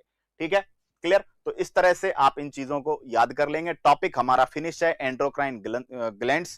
ठीक है, ग्लैंड्स एंड हार्मोन्स। ठीक है, और इसमें हमने किसी भी लेवल पर जाकर किसी भी चीज को छोड़ा नहीं है। क्लियर हुई बात यहां तक? ठीक है, अच्छा एक चीज मैं आपको बता देता हूं, यहाँ पे जब आप ग्लैंड्स को पढ़ने के लिए जाते हैं तो आपको क्या पढ़ना पड़ेगा, सबसे पहले ग्रंथि अंतःस्रावी है कि बहिस्रावी है कि मिश्रित है, इनका वर्गीकरण पढ़ा। एक एक ग्रंथि मैंने आपको पढ़ाई है। सबसे पहले मेलेटोनिन का एक कंफ्यूजन था, तो कंफ्यूजन भी हमने दूर कर लिया। ठीक है, उसके बाद उस चीज को नोट्स में उसी हिसाब से अपडेट कर लीजिएगा। ठीक है, उसके बाद हमने जो है सारे के सारे हार्मोन्स, एड्रिनल ग्रंथि के अंदर 2 भाग पढ़े, एड्रिनल कॉर्टेक्स, एड्रिनल मेडुला, बहुत इंपॉर्टेंट रहा। ठीक है, उसके बाद हमने पीयूष ग्रंथि के भाग पढ़े, तो अग्र पीयूष, पश्च पीयूष, अग्र पीयूष से कौन कौन से हार्मोन है, पश्च पीयूष से कौन कौन से हार्मोन है, वो हमने डिस्कस कर लिया। ठीक है, तो ले देकर बात यह है, हमने बेस्ट से बेस्ट चीजों को पढ़ा है, तरीके से पढ़ा है। क्लियर, डायग्राम्स के थ्रू भी आपको चीजें समझा दी, है ना। इसके अलावा जो एक्स्ट्रा हार्मोन्स और एंजाइम्स हैं, ठीक है, उनके बारे में भी हमने डिस्कस किया। हार्मोन, एंजाइम हमेशा प्रोटीन के बने होते हैं, हार्मोन प्रोटीन के, है ना, पेप्टाइड के, स्टीरॉइड के, अमीनो अम्ल के, अलग अलग चीजों के बने हो सकते हैं, हमने डिस्कस किया है। ठीक है, सबसे बड़ी ग्रंथि के बारे में बात की, लीवर। सेकंड नंबर पे अंतःस्रावियों में सबसे बड़ी कौन है, थायराइड। सबसे छोटी ग्रंथि कौन सी है, पीनियल। सेकंड नंबर पे पीनियल के बाद कौन है, पीयूष है सबसे छोटी। ठीक है, ग्रंथि के अंदर ग्रंथि किसे कह रहे हो, पैराथायराइड को। जीवन का टेम्पो किसको बोल रहे हो, है ना, थायराइड ग्रंथि को। तीसरी आंख किसको कह रहे हो, पीनियल ग्रंथि को कह रहे हो, है ना। मास्टर ग्रंथि किसको बोल रहे हो, पीयूष को। सुपर मास्टर, हेड मास्टर किसको बोल रहे हो, हाइपोथैलेमस को बोल रहे हो। हार्ट के सबसे नजदीक कौन है, थाइमस ग्रंथि है। ठीक है, तो ये सारी चीजें विद हार्मोन्स, विद डिटेल्स हमने चीजों को कंप्लीट किया है। ठीक है, हाइपोथैलेमस के द्वारा 2 हार्मोन छोड़े जा रहे हैं, जिनके द्वारा वो क्या कर रहा है, जिनके द्वारा वो पीयूष ग्रंथि की फंक्शनिंग को कंट्रोल कर रहा है। वो हार्मोन कौन कौन से हैं, जीएनआरएच, गोनेडोट्रोपिन रिलीजिंग हार्मोन, और अगला सोमेटोस्टेटिन हार्मोन। जीएनआरएच के माध्यम से वो पीयूष ग्रंथि द्वारा निकलने वाले एलएच, एफएसएच यानी जो गोनेडोट्रोपिन हार्मोन है, उनकी मात्रा को बढ़ाता है। साथ ही साथ जो आपका कौन सा हार्मोन है, जो आपका सोमेटोस्टेटिन हार्मोन है, उसके द्वारा जो हाइपोथैलेमस है वो पीयूष ग्रंथि से निकलने वाले वृद्धि हार्मोन की मात्रा को घटाता है। यानी देखा जाए तो हाइपोथैलेमस पीयूष ग्रंथि पर अपना अप्रत्यक्ष नियंत्रण, है ना, स्थापित कर रहा है इन 2 हार्मोन्स की मदद से। ठीक है, क्लियर रहेगी बात। तो यही सारी चीजें हमने डिस्कस करी हैं, है ना। और ये याद रखना, ये याद रखना, कौन सा वाला, ये, है ना, ये कोई नहीं पढ़ाता है, कोई नहीं पढ़ाएगा आपको। हार्ट के द्वारा भी एक हार्मोन निकल रहा है, एएनएफ पेप्टाइड है। किडनी के द्वारा एक हार्मोन निकल रहा है ना, इरिथ्रोपोइटिन पेप्टाइड हार्मोन है। पाचन पथ में gastrin peptide hormone, secretin, gastrin आमाशय रस पे काम करेगा, सीक्रेटिन अग्नाशय ग्रंथि पर काम करेगा, कोलेसिस्टोकाइनिन अग्नाशय और पित्त रस, पित्त का जो आशय है, गॉल ब्लैडर, पित्ताशय और आपके पैंक्रियास दोनों पे काम करेगा। और जो जीआईपी है, गैस्ट्रिक इनहिबिटरी पेप्टाइड, ये क्या कर रहा है, ये जो है आपका जो जठर रस की मात्रा को घटा रहा है। क्लियर रहेगी बातें। तो ये सारी बातें हमने एंडोक्राइन सिस्टम 2 क्लास दी हैं, नोट से पढ़ा इसलिए थोड़ा टाइम कम लग गया, बाकी डिटेल्स में कोई कमी नहीं छोड़ी है। इससे बेस्ट डिटेल्स आपको एंडोक्राइन ग्लैंड्स, हार्मोन्स के बारे में आपको नहीं मिलेंगी। टॉपिक को पूरा पढ़िएगा, स्पेशली एड्रिनल ग्रंथि और आपकी पिट्यूटरी जो है, दोनों आपको मेहनत करवाएंगी, दोनों को आपको याद करने में दिक्कतों का सामना करना पड़ेगा, क्योंकि टिपिकल है, थोड़ा सा आपको प्रॉब्लमेटिक है, थोड़ा सा आपको दिक्कतें करेंगे, लेकिन पढ़ते जाएंगे तो कोई खास प्रॉब्लम नहीं आएगी। रिपीट एंड रिवाइज का कंसेप्ट है। ठीक है, बीमारियां याद रखिएगा। देखो मैं रिपीट करवा देता हूं, थायराइड ग्रंथि, थायराइड ग्रंथि की थायरोक्सिन हार्मोन की कमी से बच्चों में क्रिटिनिज्म, वयस्कों में मिक्सोडीमा, ठीक है। थायरोक्सिन हार्मोन अगर आयोडीन की कमी से हो रहा है तो थायराइड ग्रंथि फूल जाएगी, घेंगा हो जाएगा, गोइटर हो जाएगा, गलगंड हो जाएगा। अगर थायरोक्सिन हार्मोन की अधिकता हो जाती है तो आंखें बाहर निकल जाएंगी, उसको बोलेंगे एक्सोप्थैलेमिक गोइटर या नेत्रोसेंधी घेंगा। ऑटोइम्यून प्रॉब्लम की वजह से, स्व प्रतिरक्षा विकार की वजह से अगर थायरोक्सिन हार्मोन की मात्रा कम हो जाती है तो इसको हाशिमोटो रोग बोलते हैं। और थायरोक्सिन हार्मोन की मात्रा बढ़ जाती है ऑटोइम्यून ऑर्डर के कारण, ऑटोइम्यून डिसऑर्डर के कारण, तो उसको ग्रेव्स रोग बोलते हैं। थायराइड ग्रंथि में छोटी छोटी गांठें हो जाएंगी, उसको प्लूमर बीमारी कहेंगे, प्लूमर, ठीक है। उसके बाद हमने बात की पैराथायराइड। पैराथायराइड हार्मोन की अधिकता से ऑस्टियोपोरोसिस, हड्डियों में छिद्र हो जाएंगे। और पैराथायराइड हार्मोन की कमी से टिटेनी नाम की बीमारी। थाइमस ग्रंथि हमने कोई हार्मोन पढ़ा नहीं, पढ़ा है थाइमस, थाइमोसिन पढ़ा है। थाइमोसिन जो है एंटीबॉडीज बना रहा है। मेलेटोनिन क्या कर रहा है वो मैं बता चुका हूं। मेलेटोनिन की मात्रा अंधेरे में ज्यादा और दिन में कम उत्पादन होता है। अंधे बच्चों में मेलेटोनिन की मात्रा कम होती है। मेलेटोनिन की मात्रा बचपन से ही किसी में कम है तो लैंगिक विकास जल्दी आएगा, और बचपन से मेलेटोनिन की मात्रा ज्यादा है तो लैंगिक विकास क्या होगा, देरी से आएगा। क्लियर। तो मेलेटोनिन का लैंगिक विकास पर प्रभाव कैसा है, नेगेटिव इफेक्ट है, ठीक है। इसके अलावा थाइमस ग्रंथि और पीनियल ग्रंथि दोनों ही, मैं ये चीज आपको और बता देता हूं, थाइमस और पीनियल दोनों ग्रंथि उम्र के साथ क्षतिग्रस्त होती चली जाती हैं, ये भी नोट कर लीजिएगा। थाइमस और पीनियल दोनों ही, पीनियल को 50 वर्ष की उम्र के बाद मस्तिष्क की रेत कहते हैं, किसी काम की नहीं है। और थाइमस ग्रंथि भी जैसे जैसे उम्र बढ़ती है वैसे वैसे क्षीण होती जाती है, इनएक्टिव होती जाती है। ये दोनों ग्रंथियों के बारे में याद रखिएगा। Clear, simple. उसके बाद हमने अग्नाशय ग्रंथि का जो अंतःस्रावी भाग था उसको लैंगरहेंस की दीपिका कहा, जिसमें हमने अल्फा, बीटा और डेल्टा कोशिकाएं पढ़ी। अल्फा से ग्लूकागोन हार्मोन, बीटा से इंसुलिन हार्मोन और डेल्टा से सोमेटोस्टेटिन हार्मोन। एड्रिनल ग्रंथि में कॉर्टेक्स और मेडुला दो भाग पढ़े। कॉर्टेक्स से हमने 3 प्रकार के हार्मोन पढ़े, शर्करा का संतुलन करने वाले ग्लूकोकॉर्टिकोइड, लवणों का संतुलन करने वाले मिनरेलोकॉर्टिकोइड और लैंगिक लक्षणों का कंट्रोल करने वाले गोनेडोकॉर्टिकोइड। मेडुला से हमने पढ़ा एड्रिनलिन, नॉर एड्रिनलिन, ठीक है। एक एक चीज को डिस्कस किया। पीयूष ग्रंथि के द्वारा हमने जो अग्र पीयूष और पश्च पीयूष के हार्मोन पढ़े। अग्र पीयूष में ग्रोथ हार्मोन एसटीएच, सोमेटोट्रोपिक हार्मोन। अगला टीएसएच जिसके द्वारा थायराइड पर नियंत्रण हो रहा है। एसीटीएच जिसके द्वारा एड्रिनल ग्रंथि के कॉर्टेक्स भाग पर नियंत्रण हो रहा है। एमएसएच जिसके द्वारा त्वचा की मेलानोसाइट कोशिका पर नियंत्रण हो रहा है। एलटीएच या लैक्टोजेनिक हार्मोन जिसके द्वारा दुग्ध ग्रंथियों पर नियंत्रण हो रहा है।